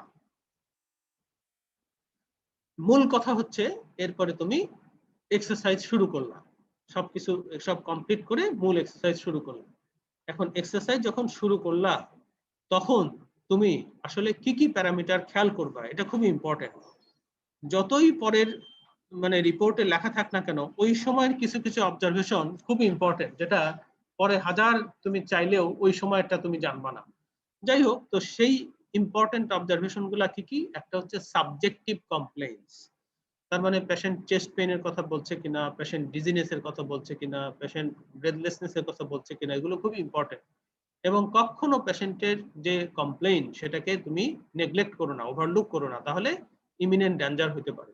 নাম্বার 1। নাম্বার 2 হচ্ছে তুমি পেশেন্ট যখন এক্সারসাইজ করছে তখন আমাদের অন্যতম দায়িত্ব হচ্ছে পেশেন্টের ফাংশনাল ক্যাপাসিটি অ্যাসেস করা। কিভাবে করা এটা আমি পরে বলবো। সেকেন্ড, থার্ড হচ্ছে পেশেন্টের ক্রোনোট্রপিক রেসপন্স দেখা, যেটা কিনা পালস দেখে আমরা বুঝি অথবা হার্ট রেট দেখে আমরা বুঝি। তারপরে নেক্সট যেটা, সেটা হচ্ছে হিমোডাইনামিক রেসপন্স দেখা। এই হিমোডাইনামিক রেসপন্স মানে ব্লাড প্রেশার চেঞ্জ। এইটা দেখাটা কিন্তু বলা যত সহজ, করা ততই কঠিন, কারণ এটা তো ম্যানুয়ালি দেখা হয়। পেশেন্টের বাম হাতে সাধারণত অথবা ডান হাতে সাধারণত তোমার ওই বিপি মেশিনের কাপটা জড়ানো থাকে। এখন সাধারণত তুমি না, সাধারণত যে তোমাকে যে হেল্প করছে অ্যাসিস্ট্যান্ট টেকনোলজিস্ট টেকনিশিয়ান, সে করবে কি? Blood pressure মাপবে। পেশেন্ট হাঁটছে দৌড়াচ্ছে, তার মধ্যে সে ব্লাড প্রেশার মাপবে অসকালটেটরি মেথডে। এটা সো টাফ। বিকল্প কি কিছু আছে? বিকল্প একটা আছে, সেটা হচ্ছে যে তোমার ওই অটোমেটেড বিপি মেশিন, বিপি মেজারমেন্টের সিস্টেম ওখানে সম্ভব। এখন তাহলে এই ভালো ভালো সেন্টার গুলাতে কি করে? ভালো ভালো সেন্টার গুলাতে এখনো কিন্তু ম্যানুয়ালটাই দেখতে বলে, কারণ এখন পর্যন্ত রিকমেন্ডেশনও কিন্তু ম্যানুয়ালটাই বেটার দেন ডিজিটাল অথবা অটোমেটেড সিস্টেম, বিকজ অটোমেটেড সিস্টেমও কিন্তু ওইরকম হাঁটার মধ্যে ইনঅ্যাকিউরেট রেজাল্ট দেয়। এইটা একটা আনসেটেলড ইস্যু, ঝামেলার, কিন্তু এটার ইম্পর্টেন্সও নেই। কারো যদি এক্সারসাইজ করতে গিয়ে ব্লাড প্রেশার বাড়ারই কথা, যদি না বাড়ে কমতে থাকে, এটা কিন্তু একটা ডেঞ্জারাস সাইন। আচ্ছা, যাই হোক, তাহলে এটা একটা প্যারামিটার যেটা আমরা দেখি, এটা হচ্ছে হিমোডাইনামিক রেসপন্স। তার মানে আমরা সাবজেক্টিভ কমপ্লেইন দেখলাম, ফাংশনাল ক্যাপাসিটি দেখলাম, ক্রোনোট্রপিক রেসপন্স দেখলাম, হিমোডাইনামিক রেসপন্স দেখলাম। সবচেয়ে ইম্পর্টেন্ট চেঞ্জ যেটা আমরা ইটিটিতে দেখে থাকি, সেটা হচ্ছে ইসিজি চেঞ্জ। এই ইসিজি চেঞ্জের মধ্যে মোস্ট ইম্পর্টেন্ট হচ্ছে এসটি সেগমেন্ট চেঞ্জ। এছাড়া অ্যারিথমিয়া হলো কিনা এটা দেখি, বান্ডল ব্রাঞ্চ ব্লক আসলো কিনা দেখি, আর একটা হচ্ছে হলো আর্টিফ্যাক্ট আছে কিনা, আমরা চাই আর না চাই এটা দেখতে হয়, এটা চলে আসে। আর একটা হচ্ছে নেক্সট ইম্পর্টেন্ট একটা জিনিস হচ্ছে কি কারণে আলটিমেটলি পেশেন্টের এক্সারসাইজটাকে তুমি টার্মিনেট করলা, থামাইলা। এই কারণটা কি কারণ সেটা আমি একটু পরে বলছি। তোমাকে মনে রাখতে হবে, তোমাকে একটা অর্থবহ ইটিটি করতে হবে। এই জন্য যতটুকু পারো পেশেন্টকে এনকারেজ করতে হবে যে আপনি পারবেন পারবেন, আপনি হাঁটেন। আবার এমনও বলো না, উৎসাহ দিতে দিতে পেশেন্ট পড়ে গেল, ইনজুরি হলো, তাহলেও ঠিক হবে না। কাজেই তোমাকেই জাজ করতে হবে যে তুমি কতটুকু পেশেন্টকে মানে হাঁটাইবা। তুমি যদি না হাঁটাও তাহলে আবার তোমার পারপাস সার্ভ হবে না ইটিটি। আবার বেশি হাঁটাতে গিয়ে বিপদ ডেকে আনানো যাবে না, তোমাকে একটা ব্যালেন্স করতে হবে। কিন্তু তুমি যদি মেটিকুলাসলি করতে চাও, তাহলে কিন্তু তুমি চাইলে পেশেন্টের সুন্দর একটা ইটিটি করতে পারো, যথেষ্ট পরিমাণ হাঁটাতে পারবে, এটা আমার এক্সপিরিয়েন্স। এই পার প্রসিডিউরাল প্যারামিটার যেগুলা বললাম, এগুলা ওই অটোমেটেড যখন প্রিন্ট আসবে, এগুলা সুন্দর প্রিন্টেড হয়ে আসবে। এর ভিতরে প্রেসার থাকবে, পালস থাকবে, এই জিনিসগুলো সব চলে আসবে। আচ্ছা, এখন হচ্ছে যে কখন তুমি এক্সারসাইজটাকে স্টপ করবা, এক্সারসাইজকে কখন তুমি স্টপ করবা, রিকভারিতে চলে যাবা কখন, কি দেখে করবা। বেশিরভাগ ক্ষেত্রে যেটা বলা হয় সেটা হচ্ছে গিয়া, যদি কারো টার্গেট হার্ট রেট অ্যাচিভ করতে পারে, তাহলে এইটা ইটিটির একটা ইন্ডিকেশন এক্সারসাইজ স্টপ করার। এখন টার্গেট হার্ট রেটটা আমি কিভাবে বের করব? টার্গেট হার্ট রেটের ডেফিনেশন হচ্ছে, এটা হচ্ছে 85% of maximal predicted heart rate for that person. 85% of maximum predicted heart rate. তাহলে আবার ম্যাক্সিমাম প্রেডিক্টেড হার্ট রেট কিভাবে বের করব? এটা বের করার একটা ফর্মুলা আছে। এই ফর্মুলাটা ভালো খারাপ এটা নিয়ে বহু আলোচনা হয়, কিন্তু তারপরেও এটাই সবচেয়ে বেশি এখন পর্যন্ত ফলো করা হয়। এই ম্যাক্সিমাল প্রেডিক্টেড হার্ট রেট বের করার ফর্মুলাটা হচ্ছে 220 মাইনাস এজ ইন ইয়ার্স। এটা মেলের ক্ষেত্রে, আর ফিমেলের ক্ষেত্রে 220 মাইনাস এজ মাইনাস 10, তার মানে 210 মাইনাস এজ। তাহলে মেলের ক্ষেত্রে 220 থেকে এজ কে বাদ দিতে হবে, ফিমেলের ক্ষেত্রে 210 থেকে এজ কে বাদ দিতে হবে। তাতে যে হার্ট রেট আসবে সেই হার্ট রেটটা হচ্ছে ওই ব্যক্তির জন্য ধরে নেওয়া যায় ম্যাক্সিমাম প্রেডিক্টেড হার্ট রেট, তার ওইটা অ্যাচিভ করা উচিত, এটা ধরে নেওয়া হয়। এখন এই ম্যাক্সিমাম প্রেডিক্টেড হার্ট রেটের যদি কেউ 85% পর্যন্ত অ্যাচিভ করতে পারে, এটাকেই ধরে নেওয়া হয় ইটিটির ভাষায় টার্গেট হার্ট রেট। তাহলে দুইটা সেম জিনিস না, ম্যাক্সিমাম হার্ট রেট আর টার্গেট হার্ট রেট হচ্ছে এক জিনিসটা। টার্গেট হার্ট রেট সবসময় ম্যাক্সিমাম প্রেডিক্টেড হার্ট রেটের চেয়ে কম, 85%। এটা ফিমেলের ক্ষেত্রে আরো 10 কম। তাহলে এটা তোমাদের মনে রাখতে হবে, এভাবে আমরা বের করি। বেশিরভাগ সেন্টারে অনেক সময় দেখবা যে টার্গেট হার্ট রেট যেই অ্যাচিভ করছে 85%, তখন দেখবা যে ওই বাটনটা লাল হয়ে গেল পর্দাটা, এবং আলটিমেটলি এটা রিকভারি ফেজে দিয়ে দিল, এটা ডিসকন্টিনিউ করলে এক্সারসাইজ করাটাকে। কিন্তু আসলে এইটা কিন্তু ইটিটির সব পারপাস সার্ভ করে না। একটা পারপাস হয়তো সার্ভ করলো, যে ইসিজি চেঞ্জ আছে কিনা, পজিটিভ নেগেটিভ বলতে পারবা, কিন্তু you can't confidently comment on the exercise capacity of the patient. কারণ ও তো তার সাধ্য মতো আরো পারতে হয়তো, তবে ততটুকু অ্যালাউ করো নাই, তার আগে টার্গেট হার্ট রেট অ্যাচিভ হয়েছে, তুমি ডিসকন্টিনিউ করে দিছো, কাজেই একটা পারপাস সার্ভ হলো না। এই জন্য এখনকার দিনে সবচেয়ে ফেভার্ড অপশন হচ্ছে symptom limited maximal exercise test. তার মানে যার ইটিটি করছো সে টার্গেট হার্ট রেট অ্যাচিভ করার পরেও যদি সে হাঁটতে পারে, তাহলে তাকে তারপরেও হাঁটাইবা, যতক্ষণ সে বলবে যে আমি আর পারবো না, কিংবা তুমি বুঝতেছো যে সে আর পারতেছে না, তখন থামবা, তখন রিকভারিতে যাবা। এটাকেই বলা হয় হচ্ছে সিম্পটম লিমিটেড ম্যাক্সিমাল এক্সারসাইজ করাটা হচ্ছে এখনকার রিকমেন্ডেশন। এটা অনেকে জানে না, এটা মনে রাখো। আচ্ছা, এখন হিমোডাইনামিক রেসপন্স মানে কি? হিমোডাইনামিক রেসপন্স মানে হচ্ছে ধরে নেওয়া হয় এক্সারসাইজ বাড়ার সাথে সাথে প্রেসার বাড়বে পাল্লা দিয়ে, সিস্টোলিক প্রেসার বেশি বাড়ে, ডায়াস্টোলিক প্রেসার হয় অল্প বাড়ে অথবা আনচেঞ্জ থাকে, একটু কমতেও পারে, যাই হোক। তো যদি এই এক্সারসাইজের সাথে সাথে, তার মানে ইটিটি স্টেজের চেঞ্জের সাথে সাথে ব্লাড প্রেসার না বেড়ে অথবা খুব কম বাড়লো, যতটুকু এক্সপেকটেশন ততটুকু বাড়লো না, অথবা কমে গেল, এগুলা কিন্তু ইটিটির জন্য একটা dangerous sign. Hypotensive blood pressure response, বিশেষ করে যদি সিস্টোলিক ব্লাড প্রেসার 10-এর চেয়েও না বাড়ে, তাহলে কিন্তু এটা একটা ইন্ডিকেশন ফর টার্মিনেশন ইভেন্ট, এবং সিগনিফিক্যান্ট ইসকেমিক হার্ট ডিজিজ থাকলে এরকম হইতে পারে। আবার কোন কোন ক্ষেত্রে দেখা যায় যে এক্সাজারেটেড বিপি রেসপন্স হলো, হিমোডাইনামিক রেসপন্সটা খুব বেশি মাত্রায় হলো। এটা মানে কি? এক্সারসাইজ করতেছে, দেখা গেল ব্লাড প্রেসার ধাই ধাই করে অনেক বেশি বেড়ে গেল। অনেক সময় ধরা হয় 210-এর বেশি যদি সিস্টোলিক হয়ে যায়, অথবা 190-এর বেশি যদি ডায়াস্টোলিক হয়ে যায়, এটা কিন্তু এক্সাজারেটেড ব্লাড প্রেসার রেসপন্স মনে করা যেতে পারে। কখন কোন কোন পয়েন্টে তুমি এক্সারসাইজ করাটা থামবা, এটা এরপরে করাটা নিরাপদ না। কিছু আছে অ্যাবসলিউট, যেগুলো তোমাকে করতেই হবে। যদি ব্লাড প্রেসার না বেড়ে কমতে থাকে, এটা কিন্তু একটা ওমিনাস সাইন, তোমাকে থামতে হবে। যদি কারো মডারেট টু সিভিয়ার অ্যাঞ্জিনা শুরু হয়, যদি কারো নিউরোলজিক্যাল সিমটম শুরু হয়, যদি কারো সায়ানোসিস প্যালো রেগুলার ডেভেলপ করে, হ্যাঁ, তাহলে কিন্তু তোমার ওয়েট করতে হবে, মানে থামতে হবে, এক্সারসাইজ ডিসকন্টিনিউ করতে হবে। যদি পেশেন্ট বলে আমি আর পারছি না আমাকে, তাহলে তোমাকে কিন্তু চিন্তা করতে হবে। অনেক সময় কেউ কেউ অতি ভয়ে শুরুতেই বলতে শুরু করে আমি আর পারবো না, মেয়েরা আরো বেশি, তখন তাকে উৎসাহ দিতে হবে। তুমি যদি মনে করো যে না আসলে এটার কোনো যুক্তি নাই, তাকে উৎসাহ দিয়ে চেষ্টা করতে হবে, he or she should perform his or her best, না হলে এটা ইউজফুল টেস্ট হবে না। কিন্তু সত্যি যদি তোমার মনে হয় না পেশেন্ট আসলেই পারতেছে না, পেশেন্ট রিকোয়েস্ট করতেছে থামার জন্য, always pay at due respect to the patient's wish, এটা বলতে হবে, তোমাকে মনে রাখতে হবে। কারো যদি ভেন্ট্রিকুলার ট্যাকিকার্ডিয়া ডেভেলপ করা শুরু করে, তাহলেও তোমার কিন্তু থামতে হবে। আর যদি কারো এসটি এলিভেশন হয় নন কিউ লিডে, তাহলে কিন্তু তোমার থামতে হবে, কারণ এটা একটা ominous sign, there may be imminent MI, সামনে এমআই হয়ে যেতে পারে, কাজে তোমাকে তখন স্টপ করতে হবে। আর কিছু রিলেটিভ ইন্ডিকেশন আছে থামার, তার মধ্যে আমি শুধু একটা দুইটাতে একটু জোর দিব।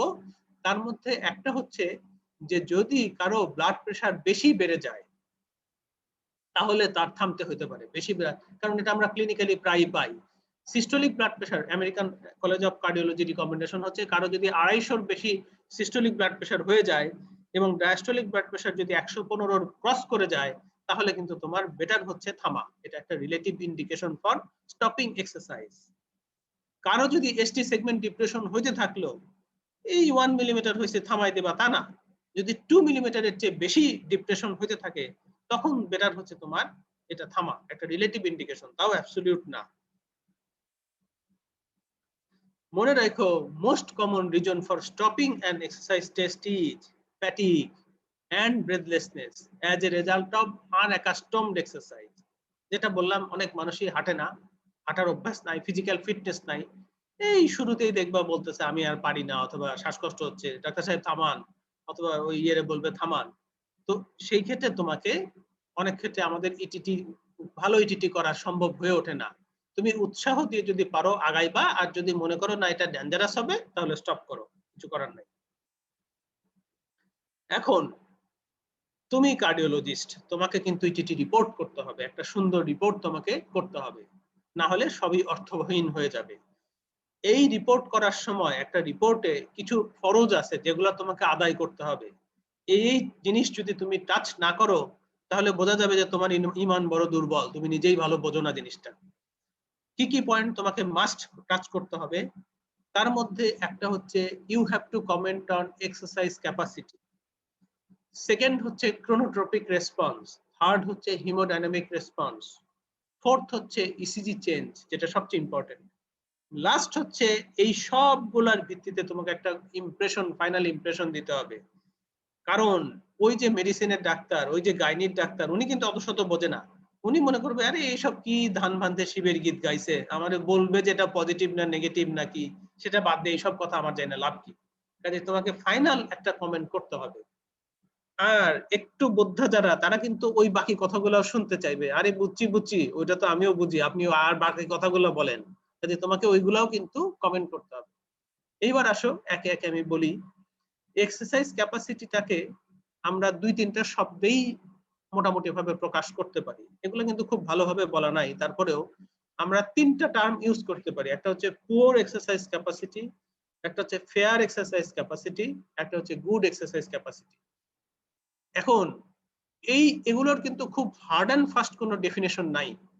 তোমরা দেখলে আমি আগে বলছিলাম যে ডে টু ডে লাইফের অ্যাক্টিভিটি করার জন্য কিন্তু কমপক্ষে 5 মিনিটস লাগে।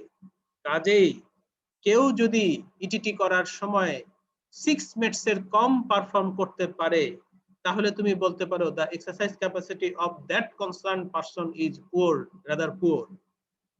6 to 9 fair, কেউ যদি 9 এর বেশি করতে পারে, সারা দুনিয়াতেই ধরে নেওয়া হয় যে এটা মোটামুটি অ্যাডিকুয়েট, তখন গুড বলতে পারো। কোন কোন মানে কার্ডিওলজিস্ট এক্সেলেন্ট এরকম লেখে, কিন্তু এগুলো মানে বিতর্কিত, লেখা উচিত কিনা, যাবে কিনা, কাকে বলবা, এগুলো কিন্তু বলা একটু কঠিন। যাই হোক, তো পুয়ার, ফেয়ার, গুড, এই 3টা টার্ম ইউজ করাটা মোটামুটি সেফ। নেক্সট যেটা ক্রোনোট্রপিক রেসপন্স, আমি বলেছি chronotropic response May be normal, মানে কি, মানে এক্সারসাইজের সাথে পাল্লা দিয়ে হার্ট রেট বাড়বে, মানে পালস বাড়বে, ভেন্ট্রিকুলার রেট বাড়বে। এখন এই বাড়াটা বাড়তে বাড়তে যদি টার্গেট হার্ট রেট অ্যাচিভ করা যায়, তাহলে আমরা ধরে নেই যে এটা একটা indication of adequate chronotropic response. যদি টার্গেট হার্ট রেট অ্যাচিভ না করতে পারে, এক্সারসাইজ করতে পারলো না, দুইটা কারণে, একটা হচ্ছে অতটুকু তোমার এক্সারসাইজই করতে পারলো না, আর একটা হচ্ছে এক্সারসাইজ করলো, স্টেজ 4 পর্যন্ত করলো, তাও দেখা যাচ্ছে যে টার্গেট হার্ট রেট অ্যাচিভ হলো না। এগুলাকে বলা হয় ক্রোনোট্রপিক ইনকম্পিটেন্স। ক্রোনোট্রপিক ইনকম্পিটেন্স কিন্তু একটা খুব ইম্পর্টেন্ট প্যারামিটার, যেটা দিয়ে আমরা বুঝতে পারি যে একটা মানুষের অটোনমিক নার্ভাস সিস্টেম কতটুকু ভালো আছে নাকি ডিস্টার্বড।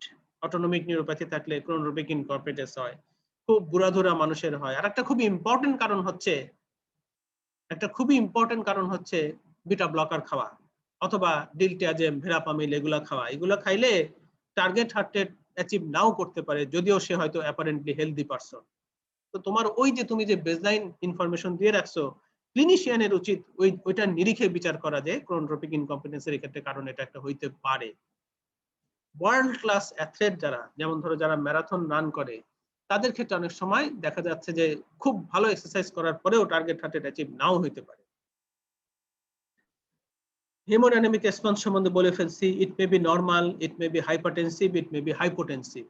হাইপোটেনসিভটা বেশি ডেঞ্জারাস, হাইপারটেনসিভটা একটা রিলেটিভ ইন্ডিকেশন ফর স্টপিং। আচ্ছা, ইসিজি চেঞ্জ যেটা কিনা bread and butter of ETT, খুব ইম্পর্টেন্ট। ইসিজি চেঞ্জের মধ্যে সবচেয়ে ইম্পর্টেন্ট হচ্ছে এসটি সেগমেন্ট চেঞ্জ। মনে রাখো, পজিটিভ নেগেটিভ বলার একমাত্র উপায় হচ্ছে এসটি সেগমেন্টের পরিবর্তন দেখে। এসটি সেগমেন্ট চেঞ্জ দুই রকম হতে পারে, একটা হচ্ছে যে যা ছিল তাই থাকতে পারে, উপরেও যায় নাই নামেও নাই। যদি চেঞ্জ হয়, ডেভিয়েশন হয়, মোস্ট ইম্পর্টেন্ট চেঞ্জ হচ্ছে ডিপ্রেশন, নট এলিভেশন। কারণ এলিভেশন হঠাৎ দেখা যায়, লাইফে অল্প সংখ্যক তুমি দেখতে পাবে এলিভেশন। কখনো কখনো এভিআরে কমনলি থাকে, কিন্তু এলিভেশন রাদার আনকমন। ডিপ্রেশনটা বেশি কমনলি দেখা যায়। তাহলে এই depression and elevation of ST segment and additional changes in ECG tracing may be important in ETT. এবং ফাইনাল ইমপ্রেশন অনেক রকম কথা অনেকে ইউজ করে, এইখানে বেটার হচ্ছে মাত্র কয়েকটা শব্দ ইউজ করা। একটা হচ্ছে পজিটিভ, একটা হচ্ছে নেগেটিভ, একটা হচ্ছে ইকুইভোকাল, একটা হচ্ছে ইনকনক্লুসিভ। কোনটা কি আমি একটু বোঝাই, শোনো তোমরা মন দিয়ে। তোমরা কি আমার কথা শুনতে পাচ্ছ নাকি আমি বকবক করে যাচ্ছি? আচ্ছা শোনো, এই লাইফে এই জিনিসগুলা কিন্তু খুব ইম্পর্টেন্ট, প্র্যাকটিক্যালি শুনে রাখো, হয়তো আর ওইভাবে শুনবা কিনা।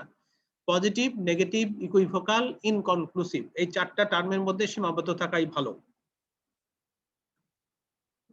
সুন্দর একটা ভাষা ইউজ করে আমি পরে বলছি।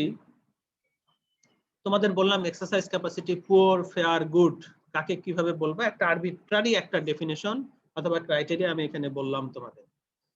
এসটি সেগমেন্ট চেঞ্জ ওই অন্যান্য সময়ের মতো যা চিন্তা করছো, যা জানো, এটাই এখানে প্রযোজ্য। যে এসটি সেগমেন্ট চেঞ্জ হইতে পারে হরাইজন্টাল, হইতে পারে ডাউন স্লোপিং, হইতে পারে আপ স্লোপিং, ডিপ্রেশনের কথা বলছি।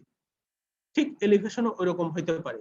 এই এসটি সেগমেন্ট চেঞ্জ যেটা হরাইজন্টাল অথবা ডাউন স্লোপিং, এটা হচ্ছে most important, and this is suggestive of ischaemia or positivity of the ETT. Criteria for positivity, কাকে দেখে তুমি পজিটিভ নেগেটিভ বলবা, সেটা হচ্ছে ST segment depression or elevation. এটা মনে রাখবা। Horizontal or down sloping ST segment depression of 1 millimeter or more, this is the important criteria for positivity or negativity. Horizontal or upsloping ST segment elevation of 1 millimeter or more, এটা হচ্ছে আলাদা আরেকটা criteria যেটা positive or negative বলা। ঠিক আছে? Overall ECG দেখে যেমন আমরা বলতে পারি যেটা কি আরসি ইনভলভ, না এটা কি তোমার এলএডি ইনভলভ, নাকি এলসিএক্স ইনভলভ। জেনারেল কনসেনসাস হচ্ছে ETT has got no localisation value, no localisation value. মনে রাখো।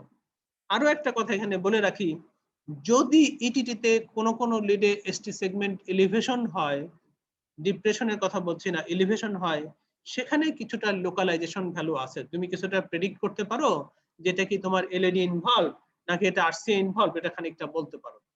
নাম্বার 2। নাম্বার 3 হচ্ছে যে তোমার এই যে এলিভেশন ডিপ্রেশন হইলো, এগুলা কিন্তু ওই 2 মিলিমিটারের বেশি যদি হয় তাহলে তোমার বেটার হচ্ছে আর ফার্দার না যাওয়া, বিপদে পড়তে পারো। এছাড়া ইসিজি ট্রেসিং এ কিংবা অন্যান্য প্যারামিটারে আরো কিছু ইম্পর্টেন্ট চেঞ্জ হইতে পারে টিটি করার সময়, যেগুলো কিনা বেশ ইম্পর্টেন্ট ফর পজিটিভিটি, কিন্তু ক্রাইটেরিয়া না, এটা দেখেই শুধু বলা যাবে না পজিটিভ না negative, but they are suggestive. তার মধ্যে কি আছে? Horizontal or down sloping ST segment depression of less than 1 millimetre, up sloping ST segment depression of more than 2 millimetre 80 millisecond post J, hypotension, inverted U, এগুলো অত মনে রাখার দরকার নাই। Third and fourth heart sound appear করা, exercise induced angina যদি হয়, এগুলো কিন্তু অনেক সময় পজিটিভিটির ইন্ডিকেট করে। এখন ফাইনাল ইমপ্রেশন যেটা বললাম, স্যার একটু আগে স্লাইডটা একটু দেখাবেন স্যার, এর আগে স্লাইডটা দেখো। এটা হ্যাঁ, এটা একটু স্যার একটু লিখে দেখো, দেখো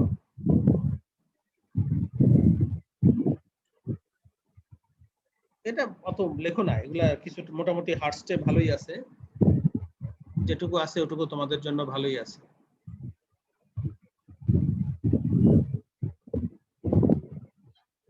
চেঞ্জ করলাম। আচ্ছা ঠিক আছে। হ্যাঁ, তাহলে আলটিমেটলি তোমার রিপোর্টে হবে পজিটিভ, নেগেটিভ, ইকুইভোকাল, ইনকনক্লুসিভ আর আনইন্টারপ্রিটেবল। একটা সুন্দর ভাষা আমরা ইউজ করি, স্ট্রেস টেস্ট ইজ পজিটিভ অথবা ETT is positive for provocable myocardial ischaemia, mind it, যখন তোমার ইটিটি করার পারপাস থাকে করোনারি আর্টারি ডিজিজ ডায়াগনোসিস করা অথবা নাই বলে দেওয়া, সেই ক্ষেত্রে এই ভাষাটা আমরা অনেক সময় সুন্দর করে ইউজ করি। স্ট্রেস টেস্ট অথবা ETT is positive for provocable myocardial ischaemia or negative for provocable myocardial ischaemia অথবা ইকুইভোকাল অথবা ইনকনক্লুসিভ। এখন এই চারটা কোনটা এটা আমি তোমাদেরকে একটু বলবো। অনেকে বলে যে 2 millimetre or more ST segment depression হলে সেটা পজিটিভ। এটার একটা ঝামেলা আছে। 2 মিলিমিটার যদি ধরো তাহলে সেনসিটিভিটি কমবে, স্পেসিফিসিটি বাড়বে। আর যদি 1 মিলিমিটার ধরো সেনসিটিভিটি বাড়বে, স্পেসিফিসিটি কমবে, মানে এরকম কিছু ব্যাপার স্যাপার আছে। তাহলে 1 মিলিমিটারটা হচ্ছে তোমার স্ট্যান্ডার্ড, কিন্তু 2 মিলিমিটার হলে আরো জোর দিয়ে বলতে পারো বেটা তোর পজিটিভ। 0.5 মিলিমিটার হলে বলা যাবে না, এটা নেগেটিভ। আচ্ছা, এখানে দেখো কোন কোন ক্ষেত্রে যখন তোমরা প্র্যাকটিক্যাল লাইফে ইটিটি করবা তখন দেখবা যে পুরা এক্সারসাইজের সময় কোনো খবর নাই, কোনো এসটি সেগমেন্ট চেঞ্জ হয় নাই, রিকভারিতে গিয়ে প্রথম এক্সারসাইজ ইটিটি মানে এসটি সেগমেন্ট ডিপ্রেশন হলো। এটার কিন্তু সিগনিফিকেন্স কি, ধরে নেওয়া যায় যে এক্সারসাইজের সময় হলে যা হইতো রিকভারিতেও যদি হয় একই রকম সিগনিফিকেন্ট, মানে এটা সাজেস্টিভ অফ পজিটিভিটি, এটা মনে রাখবে। ডিউক ট্রেডমিল স্কোর, এটা দেখে আমরা কয়েকটা প্যারামিটারকে আমলে নিয়ে আমরা হিসাব করতে পারি যে আসলে ইটিটি পজিটিভ হলেও এবং অন্যান্য প্যারামিটার ইনক্লুড করে এইটা কতটুকু সিগনিফিক্যান্ট অথবা কত ইম্পর্টেন্ট ফর করোনারি অ্যানজিওগ্রাফি, কত বোল্ডলি তুমি বলবা, কত স্ট্রংলি বলবা যে হ্যাঁ ইটিটি পজিটিভ, এই প্যারামিটার আছে, কাজে যাও তোমার এখন অ্যানজিওগ্রাম করা উচিত। সেটা করার জন্য একটা গাইডেন্স আমরা পেতে পারি ডিউক ট্রেডমিল স্কোর থেকে। আমি এটা নিয়ে ডিটেলস বলবো না, এটা যদি তোমরা কেউ ইন্টারেস্টেড হও পড়ে নিও। এটা এখন অনলাইনে ক্যালকুলেট করা যায়।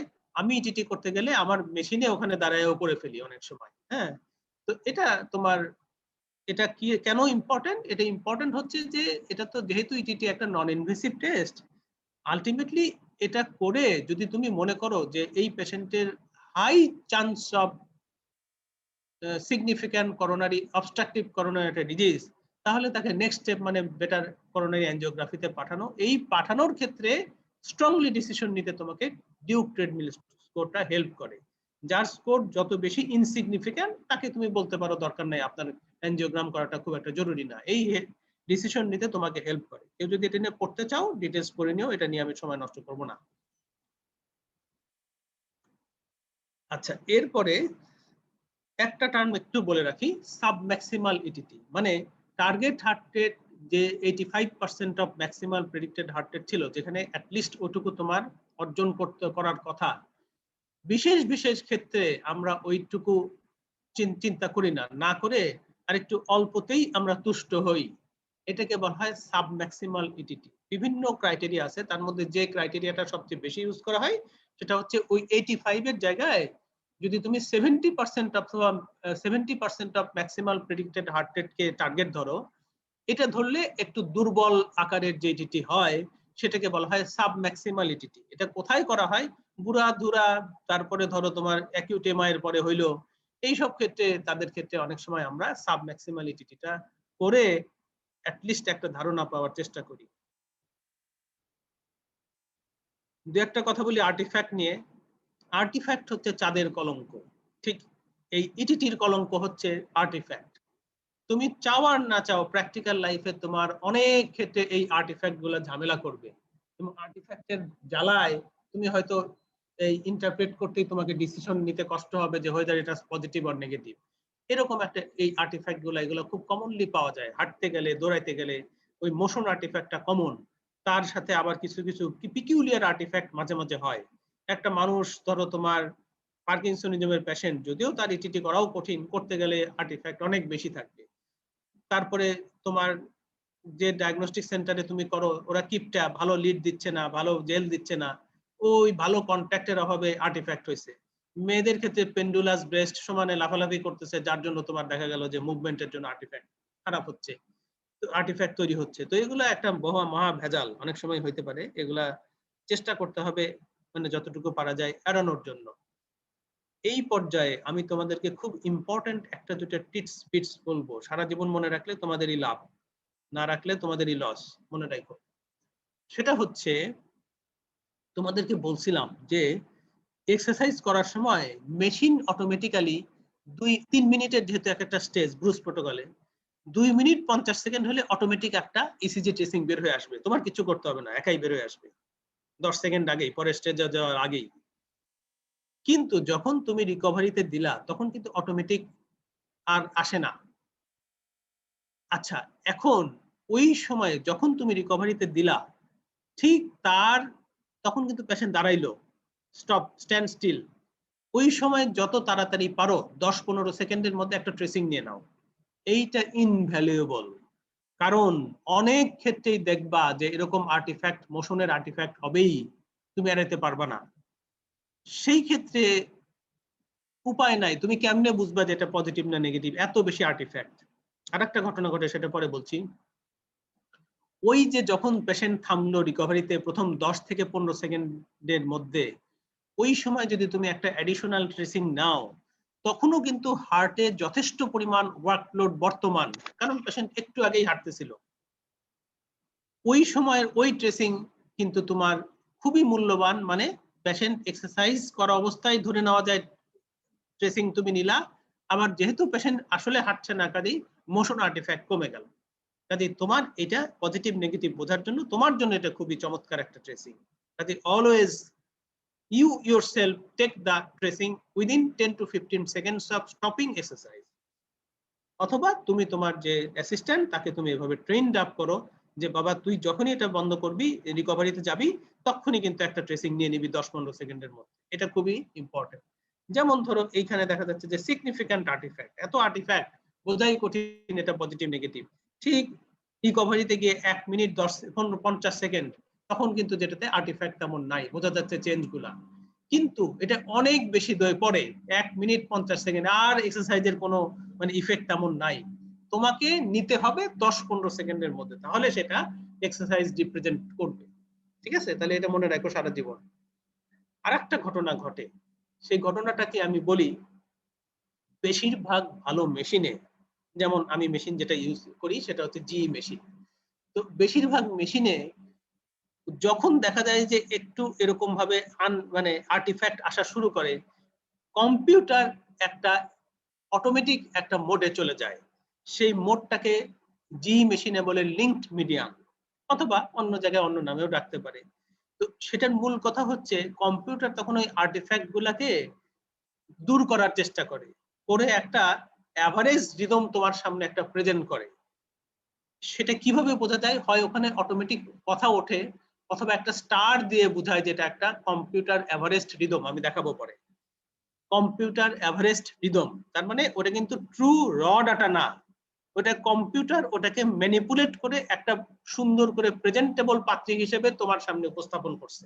পাত্রী হয়তো তোমার দেখতে অত সুন্দর না, কিংবা নাকটা বোচা, বিভিন্ন রকম চুলটা খারাপ, ও কিন্তু সাজায় গুজায় আলটিমেটলি তোমার সামনে প্রেজেন্ট করছে একটা প্রেজেন্টেবল ফর্মে।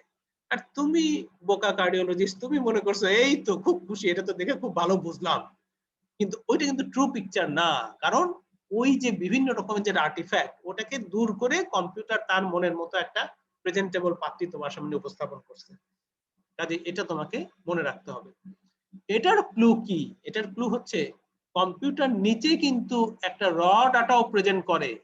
র ডাটাটা কিন্তু ও ম্যানিপুলেট করার আগে যা ছিল সেটা তোমাকে দেখাইলো, আর উপরে পুরাটা জায়গা জুড়ে তোমাকে যে কম্পিউটার এভারেজ রিদম সেটা প্রেজেন্ট করলো। আমি দেখাচ্ছি। এই ইটিটিটা দেখো, যেখানে ইটিটি করা হলো, এটা হচ্ছে তোমার pre exercise ECG. Exercise stage 1 এ দেখো সিগনিফিক্যান্ট হরাইজন্টাল এসটি ডিপ্রেশন হয়ে গেছে, তার মানে এই ইটিটিটা positive at low workload. Low ওয়ার্কলোডে পজিটিভ হওয়াটা খুব ইম্পর্টেন্ট, কারণ it indicates very significant coronary artery disease or multiple coronary artery disease, এটাকে ইন্ডিকেট করে। ঠিক আছে, 1 মিনিট। হ্যাঁ সোহেল, ওয়ালাইকুম সালাম। হ্যাঁ সোহেল, পাঠায় দেন, পাঠায় দেন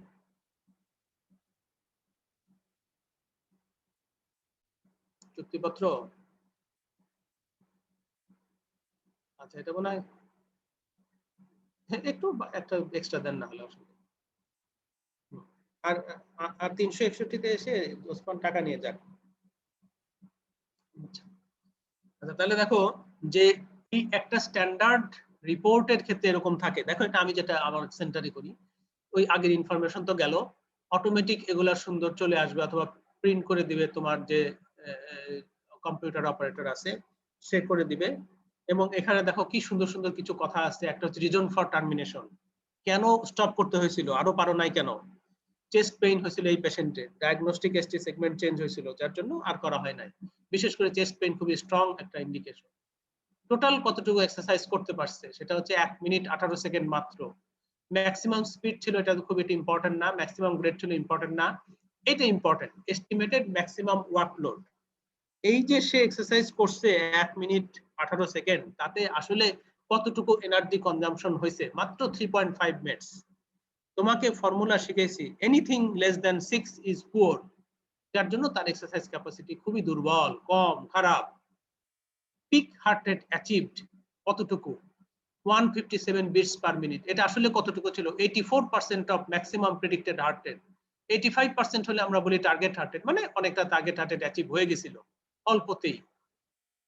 ম্যাক্সিমাম এসটি সেগমেন্ট ডিপ্রেশন কতটুকু হয়েছিল, 2.9 মিলিমিটার। তার মানে 1 মিলিমিটার হলেই তো পজিটিভ, 2.9 মিলিমিটার হয়ে গেছে ডিপ্রেশন। এতটুকু অ্যালাউ করাও কিন্তু কঠিন, কারণ অনেক সময় ঝামেলা হইতে পারে। ফাইনাল রিপোর্ট আমি কি করলাম দেখো, impression, poor exercise capacity, normal chronotropic and haemodynamic response. এটা আসলে সত্যি কথা বলতে কি আরো এক্সারসাইজ করলে এটা আরো ভালো করে জোর দিয়ে বলা যায়, কিন্তু আমরা তখন কি খেয়াল করি, এক্সারসাইজ স্টেজ 1, 2, 3, 4 এর সাথে পাল্লা দিয়ে ব্লাড প্রেশার বাড়লো কিনা, পালস বাড়লো কিনা, আবার রিকভারিতে এসে ব্লাড প্রেশার এবং পালস কমলো কিনা, এগুলো দেখে আমরা বলি এই লাইনটা normal chronotropic and haemodynamic response. Last of all সেটা হচ্ছে যে তোমাকে কমেন্ট করতে হবে, the test is positive for evidence of exercise inducible myocardial ischaemia, এরকম একটা কমেন্ট আলটিমেটলি ক্লিনিশিয়ান তোমার কাছে আশা করে। দেখো এটাও দেখো, যেখানে এই এক্সারসাইজ শুরু করার আগে এই পেশেন্টের ছিল এরকম, যখন এক্সারসাইজ শুরু করবে তারপরে এক্সারসাইজ যখন শুরু করলো, এই যে এখানে দেখো স্টেজ 2, এই যে উপরে লেখা স্টেজ 2 তেই দেখো পেশেন্টের সিগনিফিক্যান্ট এসটি সেগমেন্ট ডিপ্রেশন হলো, এবং এই ডিপ্রেশন গুলো মাল্টিপল লিডে, এবং এই ডিপ্রেশন গুলো হরাইজন্টাল। এইটা কোনো সন্দেহ নাই যে দিস টেস্ট ইজ আনইকুইভোকালি পজিটিভ, এটা পজিটিভ নিয়ে কোনো সন্দেহ নাই। কোন কোন ক্ষেত্রে শুধুমাত্র ইনফিরিয়র লিড গুলাতে আইসোলেটেড এসটি সেগমেন্ট ডিপ্রেশন থাকে, সেগুলোর কিন্তু মানে তোমার ইম্পর্টেন্সটা একটু কম, যদি না অন্য লিডে থাকে।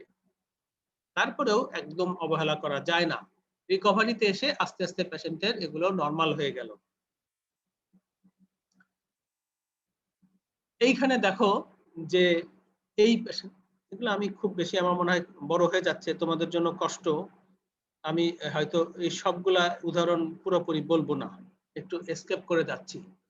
এই লো ওয়ার্কলোডে পজিটিভ, এটা অনেক সময় ST elevation in the aVR থাকে, দেখো এখানে এভিআর এসটি সেগমেন্ট এলিভেশন হয়ে গেছে।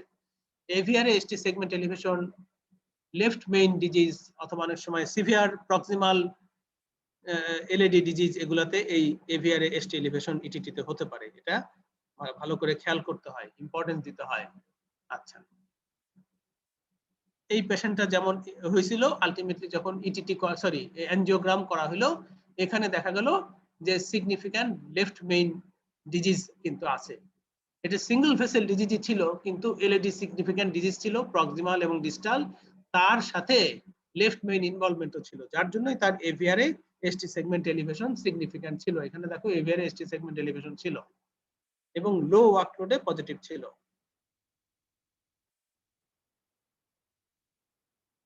পরে পেশেন্টের সিএবিজি করা হয়েছিল। এটা বলছি যে রিকভারিতে হলেও ইম্পর্টেন্ট।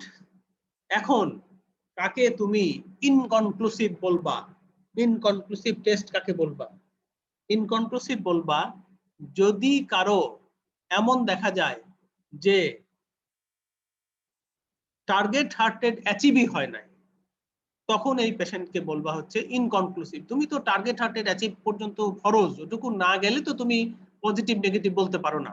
যদি মানে এসটি সেগমেন্ট ডিপ্রেশন না হয়, তাহলে তুমি বলতে পারো না নেগেটিভ, কারণ টার্গেট হার্ট রেট তো অ্যাচিভ করতে হবে, তারপরে যদি এসটি সেগমেন্ট ডিপ্রেশন না হয় তখন তুমি নেগেটিভ বলতে পারো। কিন্তু টার্গেট হার্ট রেট অ্যাচিভও হলো না, এসটি সেগমেন্ট ডিপ্রেশনও হলো না, তাহলে তুমি বলতে পারো না যে নেগেটিভ। যদি ডিপ্রেশন হয় তুমি পজিটিভ বলতে পারো, কিন্তু নেগেটিভ বলতে পারো না। এই জন্য এসব ক্ষেত্রে আমি বলবো ইনকনক্লুসিভ।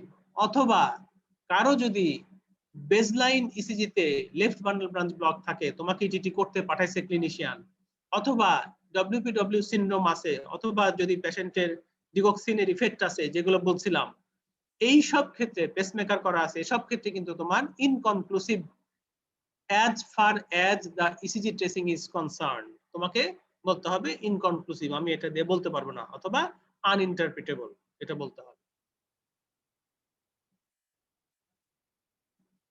এই দেখো এখানে যেমন কমেন্টটা করছে এরকম, target heart rate was not achieved, patient developed severe chest pain but there was no ST changes in exercise or recovery।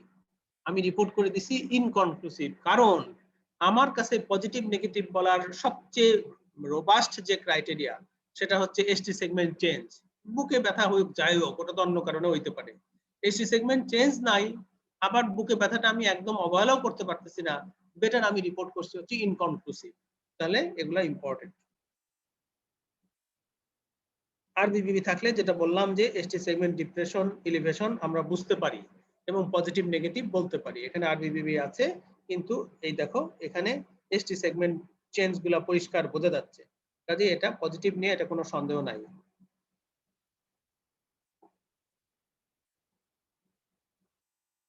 এটা আমি বলবো না, এগুলা নিয়ে অনেক ক্লামজি হয়ে যাবে। হ্যাঁ, তোমাদেরকে একটা যেটা জিনিস একটু বলতে চাচ্ছি, এটা একটু খেয়াল করো, এই জিনিসটা তোমাদেরকে একটু ধরাই দিতে চাই, কারণ এটা প্র্যাকটিক্যাল লাইফে প্রায়ই দেখা যায়। এইখানে দেখো, এই পেশেন্টের যখন তোমার ইটিটি করা হচ্ছিল, এইখানে দেখো এই যে একটা স্টার মার্ক 2 এর সাথে এই যে এখানে একটা স্টার মার্ক, এই স্টার মার্ক গুলো আসলে হচ্ছে তোমার কম্পিউটার এভারেজ রিদম। কম্পিউটার যেখানে এই স্টার থাকবেই থাকবে, এটা হচ্ছে কম্পিউটার সিনথেসাইজড এভারেজ রিদম। ঠিক নিচে একটা অরিজিনাল রিদম শেপ শো করবে, এটা হচ্ছে র ডাটা। কেন এটা করার কম্পিউটার কেন করলো? কারণ র ডাটাতে দেখো যে এখানে কোনো কোনো জায়গায় দেখা যাচ্ছে এসটি ডিপ্রেশন হয় নাই, আবার দু একটা জায়গাতে দেখা যাচ্ছে হয়েছে। তো আসলে এটা আর্টিফ্যাক্টের জন্য হইতে পারে, এই চিন্তা করে কম্পিউটার তখন এটাকে একটা অ্যাভারেজ রিদম হিসেবে প্রেজেন্ট করবে। এবং প্রেজেন্ট করতে গিয়ে দেখো এইবার আর এই ডিসহারমোনি গুলা নাই, সুন্দর হারমোনিয়াস একটা প্রেজেন্টেশন দিল। এইটা দেখে যিনি রিপোর্ট করলেন, এই র ডাটার এই হাল দেখে কম্পিউটার এভারেজ রিদম করলো, কম্পিউটার কি করলো, বললো যে হ্যাঁ, যখন সুন্দর করে আমি এভারেজ করলাম তখন এসটি ডিপ্রেশনটা সিগনিফিক্যান্ট হলো এবং সব লিডে হলো। এইটা দেখে যিনি রিপোর্ট করলেন উনি খুব খুশি হয়ে সুন্দর করে রিপোর্ট করলেন যে আরে এটা তো কোনো সন্দেহ হয় না যে এটা পজিটিভ, কারণ এখানে এসটি সেগমেন্ট ডিপ্রেশন সুন্দর হরাইজন্টাল হয়েছে। এখন আসলে কি তাই? আসলে তা না, এই পেশেন্টটার আসলে এই কম্পিউটার এভারেজ রিদমের জন্য এরকম এসটি সেগমেন্ট ডিপ্রেশন হরাইজন্টাল সুন্দর ডিপ্রেশন হয়েছে, কারণ র ডাটাতে খুবই সিগনিফিক্যান্ট এসটি। দেখো ওখানে গিয়ে অনেকে ফোন করবেন, হ্যাঁ এটা রাখেন, আপনি তাহলে ওনাকে দিয়ে ওই রিসিপ্ট করে যেভাবে করতে হয় করে নিয়ে আসেন, দিয়েই চলে আসবেন না, ওনার সাথে কথা বলবেন, ডক্টর অনির্বাণ, ঠিক আছে? হ্যাঁ হ্যাঁ, ওনাকে দিয়ে উনি কিছু বললে সেটা নিয়ে চলে আসবেন, ঠিক আছে?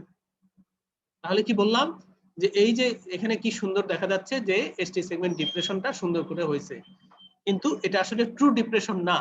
এই আর্টিফ্যাক্টের জন্য, মুভমেন্ট আর্টিফ্যাক্টের জন্য কম্পিউটার এটাকে এভারেজ করে এরকম ডিপ্রেশন বানায় ফেলছে, এবং আমাদের ইম্যাচিওর কার্ডিওলজিস্ট ওটা না বুঝে রিপোর্ট করছে পজিটিভ।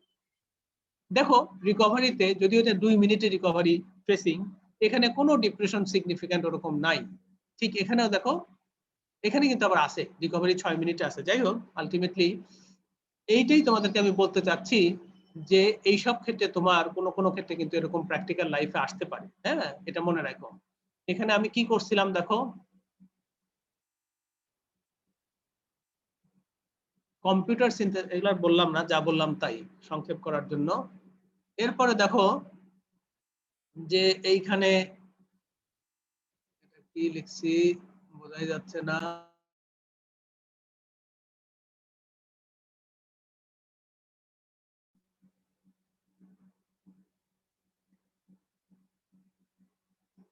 আচ্ছা, এরপরে দেখো এইখানে দেখো যে একটা পেশেন্টের ইটিটি করতে যাওয়া হলো, করতে যাওয়া পরে দেখা গেল পেশেন্টের এসটি সেগমেন্ট এলিভেশন হয়ে গেছে এবং আলটিমেটলি এই পেশেন্টের অ্যাকিউট এমআই ডেভেলপ করে গেছে। রিকভারিতেও দেখো যখন এক্সারসাইজ করছে না তখন এটা আলটিমেটলি এই এসটি এলিভেশনই ছিল, ট্রপোনিন পজিটিভ। এটা এনআইসিভির ঘটনা, কাজেই বি কশাস। এখানে এক্সারসাইজ ইনডিউসেবল অ্যারিথমিয়া দেখা যাচ্ছে, এক্সারসাইজ করার পরে পেশেন্টের হার্ট রেট বেড়ে গেছে অনেক এবং আলটিমেটলি পেশেন্টের সিভিয়ার ফ্যাটিক ছিল, চেস্ট পেইন ছিল, পেশেন্টের ক্রিটিক্যাল করোনারি আর্টারি ডিজিজ পাওয়া গেছে।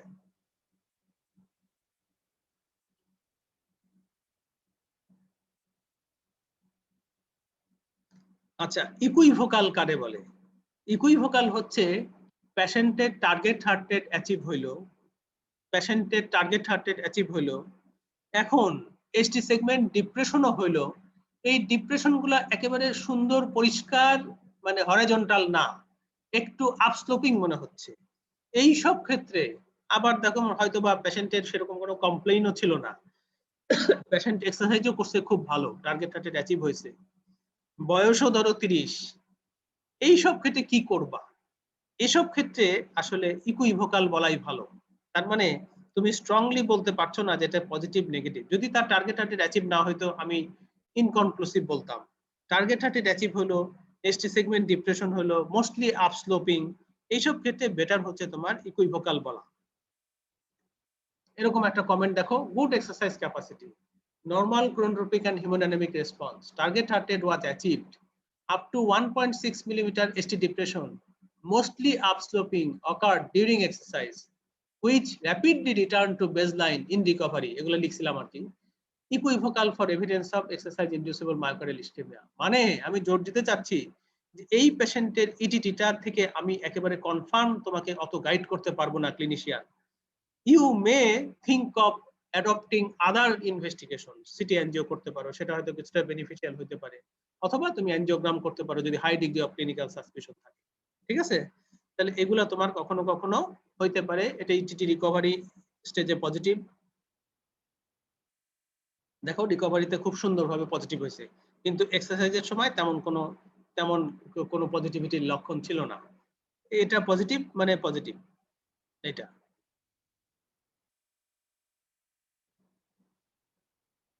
কখনো কখনো ওরকম তোমার এত কিছুর পরেও ফলস পজিটিভ হইতে পারে, যেমন এটা অবভিয়াস পজিটিভ, কোনো সন্দেহ নাই, একেবারে এসটি ডিপ্রেশন আছে, খুব সুন্দর, এনআইসিভিটিতে ভর্তি ছিল, ক্রনিক স্টেবল অ্যাঞ্জিনা হাইপারটেনশন হিসেবে এটাতে ডায়াগনোসিস করা হয়েছে, পরবর্তীতে আমিও রিপোর্ট করছি এটা পজিটিভ। আচ্ছা, কেননা এটা দেখে পজিটিভ না বলার কোনো কারণ নাই, কিন্তু পরে দেখা গেল যে করোনারি আর্টারি কমপ্লিটলি নরমাল, এবং এটা একটা এক্সাম্পল অফ ফলস পজিটিভিটি হইতে পারে কখনো কখনো। ইটিটির এটা একটা মানে দুর্বল দিক থাকতে পারে, এপিকার্ডিয়াল করোনারি নরমাল। এগুলা নিয়ে বেশি বলবো না, লম্বা ক্লাস হয়ে যাবে। আচ্ছা, এইটা একটু ইম্পর্টেন্ট, এই মেসেজটা একটু দেখো। এই পেশেন্টটাকে, এটা একটা known case of Ebstein anomaly এবং TGA, Ebstein anomaly plus TGA.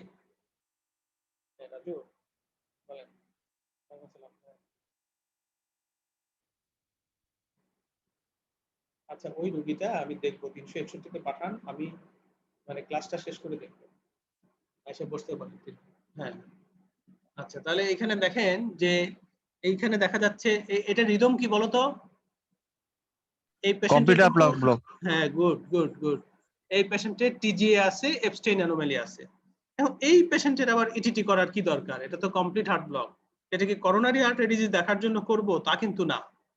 তারপরেও এই পেশেন্টের ইটিটি করা যেতে পারে, কেন বলতো কেউ বুদ্ধি করে? হার্ট রেট রেসপন্স দেখার জন্য। রাইট, এই পেশেন্টের আমি দেখবো যে ক্রোনোট্রপিক রেসপন্স এর কি অবস্থা। যদি যেহেতু এই পেশেন্টের কনজেনিটাল হার্ট ডিজিজের সাথে কমপ্লিট হার্ট ব্লক, লাইকলি এই কনজেনিটাল হার্ট ডিজিজ, এই কমপ্লিট হার্ট ব্লকটাও কনজেনিটাল। এখন এই পেশেন্টের পেসমেকার লাগবে কি লাগবে না এটা বোঝার জন্য ইটিটি তোমাকে গাইড করতে পারে। যেমন এখানে সুন্দর কমপ্লিট হার্ট ব্লক আছে, এরকম একটা কনজেনিটাল অ্যানোমালি নিয়ে কমপ্লিট হার্ট ব্লকের পেশেন্টের ইটিটি কেউ করতে চাইবে না। আমার কাছে পাঠাইছিলেন কে, মনে হয় আতার স্যার পাঠাইছিলেন। প্রথমে আমি একটু কনফিউজ ছিলাম যেটা করতে গিয়ে আবার বিপদ না হয়। যাই হোক, তারপরে আমি ভাবলাম ঠিক আছে করি না, কি হয়। দেখো এই পেশেন্টের ইটিটি চলছে, এটা হচ্ছে রেস্টিং। প্রি এক্সারসাইজ ছিল এটা, ইটিটি মেশিনে চড়ানোর সময় তার ছিল এরকম। এখানেও কমপ্লিট হার্ট ব্লক সুন্দর বোঝা যাচ্ছে। এরপরে এক্সারসাইজ 1, স্টেজ 1, 2, 3, আমাকে অবাক করে দিয়ে এই পেশেন্ট স্টেজ 4 পর্যন্ত এক্সারসাইজ করলো। এবং মজার ব্যাপার দেখো যে তার কিন্তু ভেন্ট্রিকুলার রেট বেড়ে গেল, অনেক বেড়ে গেল। এবং এই বাড়তে বাড়তে সে একেবারে টার্গেট হার্ট রেট অ্যাচিভ করতে পারে নাই, কিন্তু কাছাকাছি সে যেতে পারছিল। এক্সারসাইজ ক্যাপাসিটি কেমন? Very good. দেখো এই পেশেন্ট এক্সারসাইজ ক্যাপাসিটি ছিল 13.4 মিনিটস পর্যন্ত। হয়তো আমিও পারবো না, তোমাদের অনেকেও পারবে না। তাহলে এক্সারসাইজ ক্যাপাসিটি ছিল খুবই ভালো। এই পেশেন্টের ক্রোনোট্রপিক রেসপন্স ছিল পার্শিয়াল, কারণ তার ভেন্ট্রিকুলার রেট বাড়ছে, কিন্তু সে একেবারে টার্গেট হার্ট অ্যাচিভ করতে পারে নাই, যদিও কিন্তু অনেকটা বাড়ছে, এই জন্য ক্রোনোট্রপিক রেসপন্স ছিল পার্শিয়াল। এই পেশেন্টের কি পিপিএম লাগবে? কোনো দরকার নাই, কারণ ডে টু ডে লাইফের যত ঘাত প্রতিঘাত সেগুলো সহ্য করে সে তার এই কমপ্লিট হার্ট ব্লক নিয়েই চলতে পারবে, কাজে দরকার নাই। তাহলে কি সুন্দর ইনফরমেশন এখানে দিল। দেখো কমেন্ট কি ছিল আমার, good exercise capacity, chronotropic response was chronotropic incompetence was observed. However, with increasing workload, ventricular rate increased slowly to a maximum of 107 beats per minute. BP response was also slow and inadequate. No significant ST changes occurred during the test. এখানে দেখো আমি কিন্তু এই পেশেন্টের coronary artery disease সম্বন্ধে কিচ্ছু comment করি নাই, কারণ একে তো কমপ্লিট হার্ট ব্লক আছে, coronary artery disease ECG tracing বোঝা যাবে না। সেকেন্ড হচ্ছে যিনি আমাকে পাঠাইছেন উনি খুব ভালো করে বুঝেই পাঠাইছেন যে এই পেশেন্টের করোনারি আর্টারি ডিজিজ আছে কিনা এটার জন্য আমাকে চিঠি করতে পাঠায় নাই, আতার স্যার পাঠাইছে। তো এটার কারণ হচ্ছে এরকম, এবং এটা সুন্দর রিপোর্টটা হবে এরকম। তার মানে ইন্ডিভিজুয়ালাইজ করতে হবে ইটিটি করার সময়, যদিও হয়তো বা মোর দ্যান 95% তুমি করবা করোনা আর্টারি ডিজিজের জন্যই, ওই 5% এর ক্ষেত্রে তোমাকে কিন্তু চেঞ্জ হতে হবে নিজের।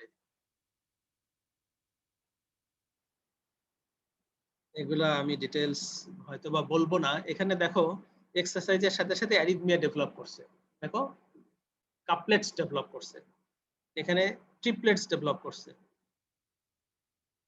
এখানে এক্সারসাইজ করার সময় এটা আমাদের এনআইসিভিতে করা, হার্ট রেট বাড়তে থাকলো ট্যাকিঅ্যারিথমিয়া ডেভেলপ করলো, এবং রিকভারিতে একদম তোমার হার্ট এই রিকভারির ক্ষেত্রেও দেখা গেল যে এরকম ভাবে ভেন্ট্রিকুলার রেট বেশি, অনেক বেশি। তার মানে এক্সারসাইজ ইনডিউসিবল ট্যাকিঅ্যারিথমিয়া হলো এই পেশেন্টের।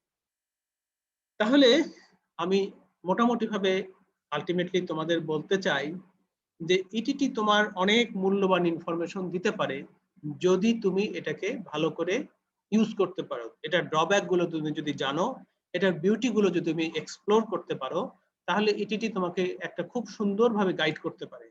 সবচেয়ে বড় কথা, অন্যান্য মডালিটির চেয়ে ইটিটি অনেক সস্তা।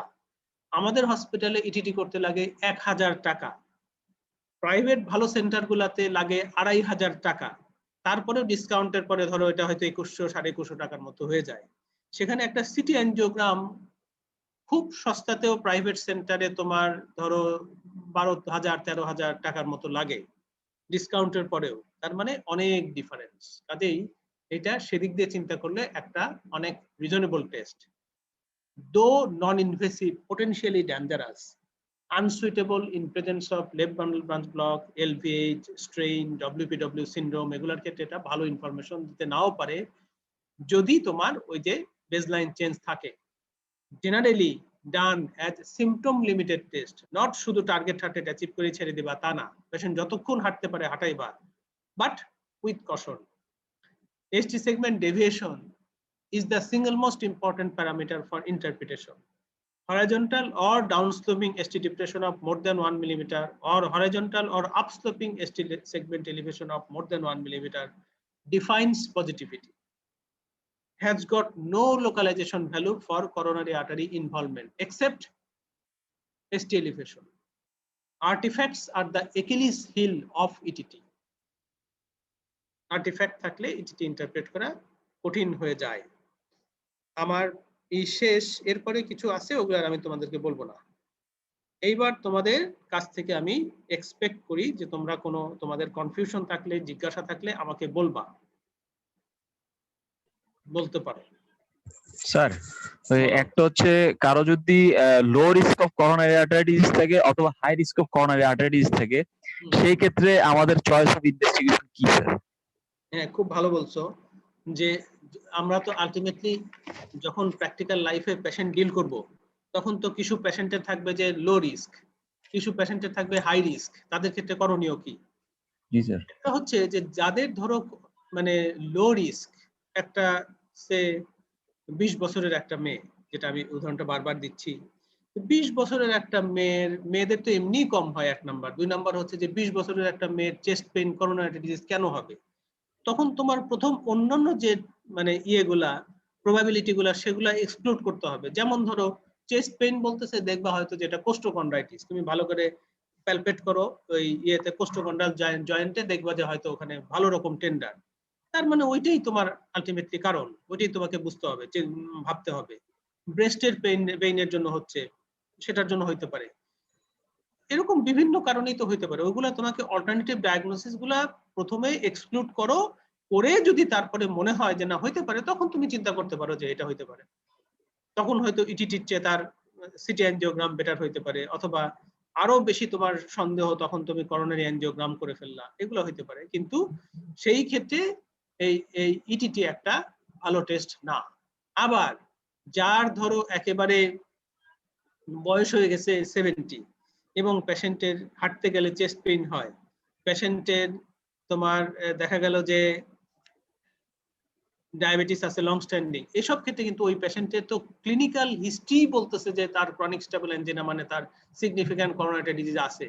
ইসিজিতে ধরো চেঞ্জ আছে কি নাই, না থাকলেও এই পেশেন্টের ইটিটি করতে যাওয়া মানে হচ্ছে যে একে তো এই পেশেন্টের যদি কোনো কারণে নেগেটিভ আসে, তাহলে তো তোমার এটা ট্রু নেগেটিভ হওয়ার চান্স কম, এটা ফলস নেগেটিভ হবে। এইসব ক্ষেত্রে মানে ইটিটি অত দক্ষ ইনভেস্টিগেশন না। তখন তুমি বরং ওই যার হাঁটতে গেলে চেস্ট পেইন হচ্ছে, বয়স হচ্ছে তোমার 70 বছর, লং স্ট্যান্ডিং ডায়াবেটিস, তার হিস্ট্রি এতই suggestive, straight go for coronary angiogram. এটাই বলতে চাচ্ছে যে সেক্ষেত্রে ইটিটিটা নট এ গুড টেস্ট। আর কারো? স্যার আরেকটা হচ্ছে স্যার আমার ইটিটি তে স্যার হচ্ছে এসটি সেগমেন্ট ডিপ্রেশন আসলো না স্যার, কিন্তু যে ক্রাইটেরিয়া গুলো স্যার স্ট্রংলি সাজেস্টিভ ওগুলো আসলো, সেই ক্ষেত্রে স্যার আমার কমেন্ট কি হবে? ইকুইভোকাল,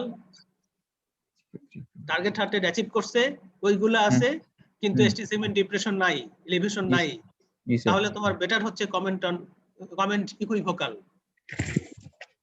ক্লিনিশিয়ান তখন সিদ্ধান্ত নেবে যে সে কি করবে, সে কি অল্টারনেটিভ মডালিটিতে যাবে কিনা। কিন্তু তোমাকে পজিটিভ বলতে হলে তোমাকে either ST segment depression 1 millimetre or more or ST segment elevation 1 millimetre or more হইতেই হবে। তাও ওই যে হরাইজন্টাল অথবা ডাউন স্লোপিং, আর এলিভেশনের ক্ষেত্রে horizontal or up sloping. Sir আসসালামু আলাইকুম স্যার। সালাম স্যার। সালাম। স্যার আমি ঝুমা। এই তুমি কেন? স্যার আপনার ক্লাস তো আমি অ্যাটেন্ড করি স্যার। বুঝতে পারি না স্যার, আউটডোরের সমস্যা থাকে, সাউন্ড থাকে। বলো। হ্যাঁ, তুমি তো বিশাল দায়িত্ব। বাট পুরো করতে পারি নাই স্যার মোটামুটি। আচ্ছা, হ্যাঁ বলো। আউটডোর ইটিডিতে আমাদের যেটা প্রায় সমস্যা বোধ করি, যেটা ওই কিছুক্ষণ আগে ও কোশ্চেনটা করলো, যেমন স্যার এরিথমিয়া, আমার হয়তো পিভিসি আসছে। স্যার এই কতটুকু ফ্রিকুয়েন্ট পিভিসিতে আমি বলবো যে এটা, সেক্ষেত্রে তো পজিটিভ বলবো না স্যার, যদি এসটি এলিভেশন বা ডিপ্রেশন না থাকে, যদি পজিটিভ না বলি। না, বলবা না।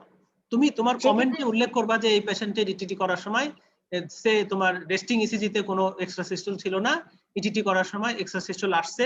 আমি সাথে আরো কমেন্ট করি যে এটা কি ফ্রিকোয়েন্ট ছিল কিনা, এটা তোমার মানে মাল্টিফোকাল ছিল কিনা, এটা ইউনিফোকাল না মাল্টিফোকাল, কোনো কাপলেট ছিল কিনা, কোনো বাইজেমিনি ছিল কিনা, ট্রাইজেমিনি ছিল কিনা, এগুলো উল্লেখ করে দেই।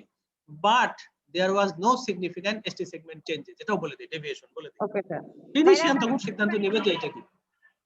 হ্যাঁ, ফাইনালটা ইকুইভোকাল। তোমার না, তখন তুমি তোমার যদি মানে শুধুমাত্র অ্যারিথমিয়ার চিন্তা আসে তখন তুমি ওটা লিখবা না, ইকুইভোকাল লিখবো না স্যার। হ্যাঁ তুমি লিখবা যে the ETT is negative for provocable myocardial ischemia, তুমি কিন্তু ইস্কেমিয়া সম্বন্ধে বলছো নেগেটিভ, জি কিন্তু স্যার, কমেন্টে তুমি কিন্তু আবার অ্যারিথমিয়ার কথা কিন্তু উল্লেখ করে দিছো। উল্লেখ করে। ক্লিনিশিয়ান এখন বাকিটা বুঝবে যে এই Okay, sir. অ্যারিথমিয়াটা সেই করবে। জি স্যার, তো এটা তো তখন এটা তো এর জন্য নেগেটিভ, এটা তো ইস্কেমিয়ার জন্য নেগেটিভ আসছে। ইস্কেমিয়ার জন্য নেগেটিভ। হ্যাঁ, ইস্কেমিয়ার জন্য তো নেগেটিভ, জি কিন্তু স্যার, অ্যারিথমিয়া আসছে, অ্যারিথমিয়াটা তুমি মেনশন করছো, তারপর তুমি বলে দিছো যে হ্যাঁ অ্যারিথমিয়া এক্সারসাইজের সময় আসছে, এরকম ফর্মে আসছে, এটা আবার তোমার রিকভারির সময় চলে গেছে, তুমি কিন্তু মেনশন করছো। জি স্যার, কিন্তু ওকে as far as ischemia is concerned তুমি বলে দিছো যেটা নেগেটিভ। জি স্যার, জি sir, thank you sir. Welcome. এই আর কোনো প্রশ্ন নাই কারো? প্র্যাকটিক্যাল লাইফে যাও একেবারে। আসসালামু আলাইকুম স্যার। আসসালামু আলাইকুম স্যার। বলো বলো। স্যার আমি প্রথম থেকে ক্লাসে ছিলাম না স্যার, আমার একটা প্রশ্ন হচ্ছে স্যার যে পজিটিভ যে স্যার ফলস পজিটিভ যে স্যার ইটিটি হ্যাঁ, হয় স্যার, এটা স্যার হ্যাঁ। কি কি কারণে হতে পারে স্যার? একটা আচ্ছা, ইসিজি false- একটা ইটিটি দেখাইছেন স্যার।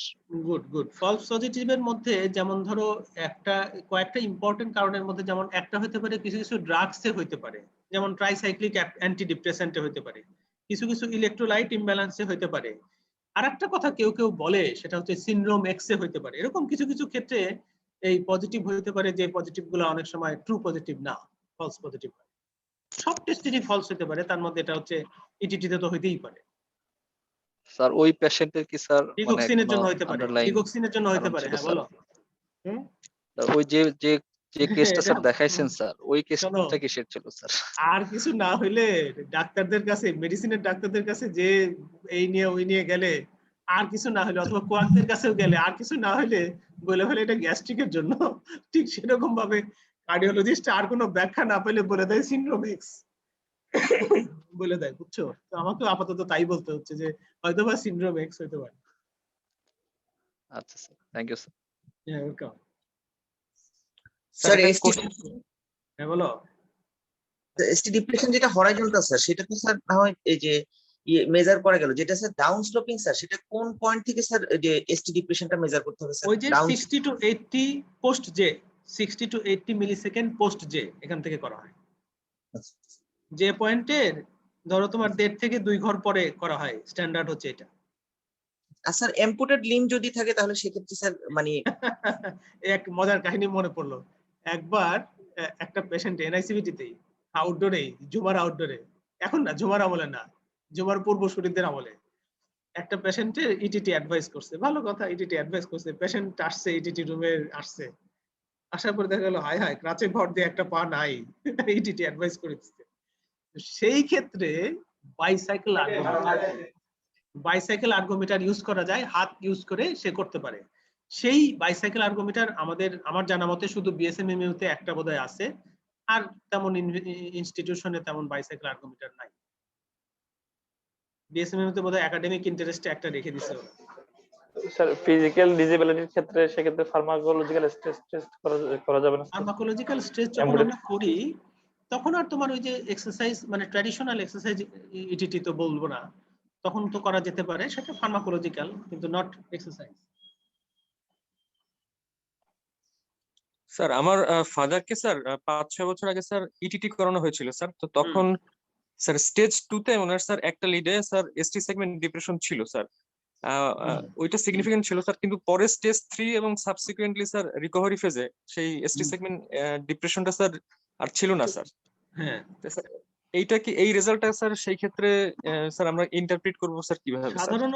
সাধারণত একটা সিঙ্গেল লিডে এসটি সেগমেন্ট চেঞ্জ হইলে, এভিআর এক্সেপশন, সাধারণত একটা সিঙ্গেল লিডে চেঞ্জ হইলে ওটাকে আমরা অতটুকু পাত্তা দিতে চাই না, মনে করি যেটা ফলস পজিটিভ হতে পারে। আর একটা স্যার। বলি, যদি আইসোলেটেড ইনফিরিয়র লিডে হয়, ধরো 2-3 এভিএফএ, এগুলোর কিন্তু স্পেসিফিসিটি কম এই এসটি সেগমেন্ট ডিপ্রেশনের। জি স্যার। শুধু ইনফিরিয়র লিডে হইলে, হ্যাঁ, আচ্ছা, আবার শুধু ল্যাটারাল লিডে হলে সেটার স্পেসিফিসিটি ভেরি হাই। আচ্ছা আচ্ছা কিন্তু স্যার ওনার স্টেজ 2 তে ছিল, স্যার স্টেজ 3 তে গিয়ে আবার রেজলিউশন হয়ে গিয়েছিল পরের গুলোতে স্যার রিকভার। এগুলা না এরকম আমি একটা দুইটা আমার লাইফে পাইছি। এগুলো স্যার। আমি মনে মনে ব্যাখ্যা করছি এইভাবে যে স্টার্ট আপ এঞ্জিন আছে না, ওয়ার্ম আপ এঞ্জিন, জি স্যার, জি স্যার। হ্যাঁ ওয়ার্ম আপ এঞ্জিন অথবা স্টার্ট আপ এঞ্জিন, দেখা যায় যে শুরুতে এঞ্জিনা থাকে, হাঁটতে থাকলে পরে আবার হয়ে যায়, রিলিভ হয়ে যায়। ঠিক জি স্যার। এরকমই ঘটনা, হয়তো শুরুতে তোমার ওই মায়োকার্ডিয়াল ইসকেমিয়া ছিল, কিন্তু যখন সে এক্সারসাইজ করতে থাকলো তখন ওই নতুন নতুন ক্যাপিলারি রিক্রুটমেন্ট হওয়ার জন্য অ্যাডিকুয়েট পারফিউশন হলো, তখন হয়তো তোমার ইমপ্রুভ করে গেল, আচ্ছা, জি পজিটিভিটি স্যার, আর থাকলো না। এরকম হয় মাঝে মাঝে, পাওয়া যায়। জি স্যার। আর কোনো প্রশ্ন? তাহলে কি স্যার হচ্ছে ইটিটি আচ্ছা, কি আমারে আমার বলো কি তো, 2 এর more ETT 2 or more lead sensitivity কেমন? ইটিটি সেনসিটিভিটি কেমন for diagnosis of coronary disease? বললাম স্যার হচ্ছে 1 মিলিমিটার হলে স্যার হচ্ছে 60% সেনসিটিভ, হ্যাঁ গুড, হ্যাঁ তাহলে আর খেয়াল করছো। আর 2 মিলিমিটার হলে 90%। হ্যাঁ গুড। তার মানে ইটিটির সেনসিটিভিটি হচ্ছে তুমি যদি অ্যাপ্রোপ্রিয়েট পার্সনের ইটিটি করো, মানে ইন্টারমিডিয়েট প্রবাবিলিটি যাদের আছে, সেই ক্ষেত্রে এটার সেনসিটিভিটি হচ্ছে অ্যারাউন্ড 70%, স্পেসিফিসিটিও অ্যারাউন্ড 70 to 80% এরকম। একটা রাফ আইডিয়া দিলাম তোমাদের। লিড কি স্যার তাহলে 2 or more স্যার হচ্ছে পজিটিভ হইতে হবে স্যার, মানে যত বেশি লিড হবে সেটার সেনসিটিভিটি, সরি স্পেসিফিসিটি তত বাড়বে। এই আর কেউ প্রশ্ন করে না? আর সব আফরিনা, মারিয়া হচ্ছে আমার স্টুডেন্ট যশোর মেডিকেল কলেজে, আমি 3 বছর ছিলাম। মুখ দেখাচ্ছে না, সব চুপ করে আছে। স্যার শুনছি স্যার, পুরোটা ক্লাস মানে করছি, মানে বের হয়ে গেছিল। আপনার মুখটা দেখতে পাচ্ছি না, আপনি নিজেকে দেখাচ্ছেন না কেন? স্যার আমরা এই যে কনফারেন্স রুমে আছি তো স্যার, আমাদের একটু পরে আবার ক্লাস হবে, তো আচ্ছা বসে আছি। ঠিক আছে, খুব ভালো। আমার মনে হয় আজকে আমরা শেষ করি। তোমরা সবাই ভালো থাকো, যদি এর পরেও কোনো জিজ্ঞাসা থাকে পরে জানাও, ঠিক আছে? Thank you sir. Aimon, thank you sir. ঠিক আছে, ওয়েলকাম, ভালো থাকো। থ্যাংক ইউ এই স্যার। নিজাম ভাই আছেন নাকি? নিজাম ভাই, স্যার আসসালামু আলাইকুম স্যার। আসসালাম। আসসালামু আলাইকুম। ওয়ালাইকুম সালাম। হ্যাঁ নিজাম ভাই। আসসালামু আলাইকুম, আপনার ক্লাসে তো আমি সবসময় থাকি। ওয়ালাইকুম সালাম, ভালো আছেন আপনি? আলহামদুলিল্লাহ। কোথায়, সিএমএইচ এ? হ্যাঁ, আজকে অবশ্য বাসায়। ও আচ্ছা, ভালো আছেন না?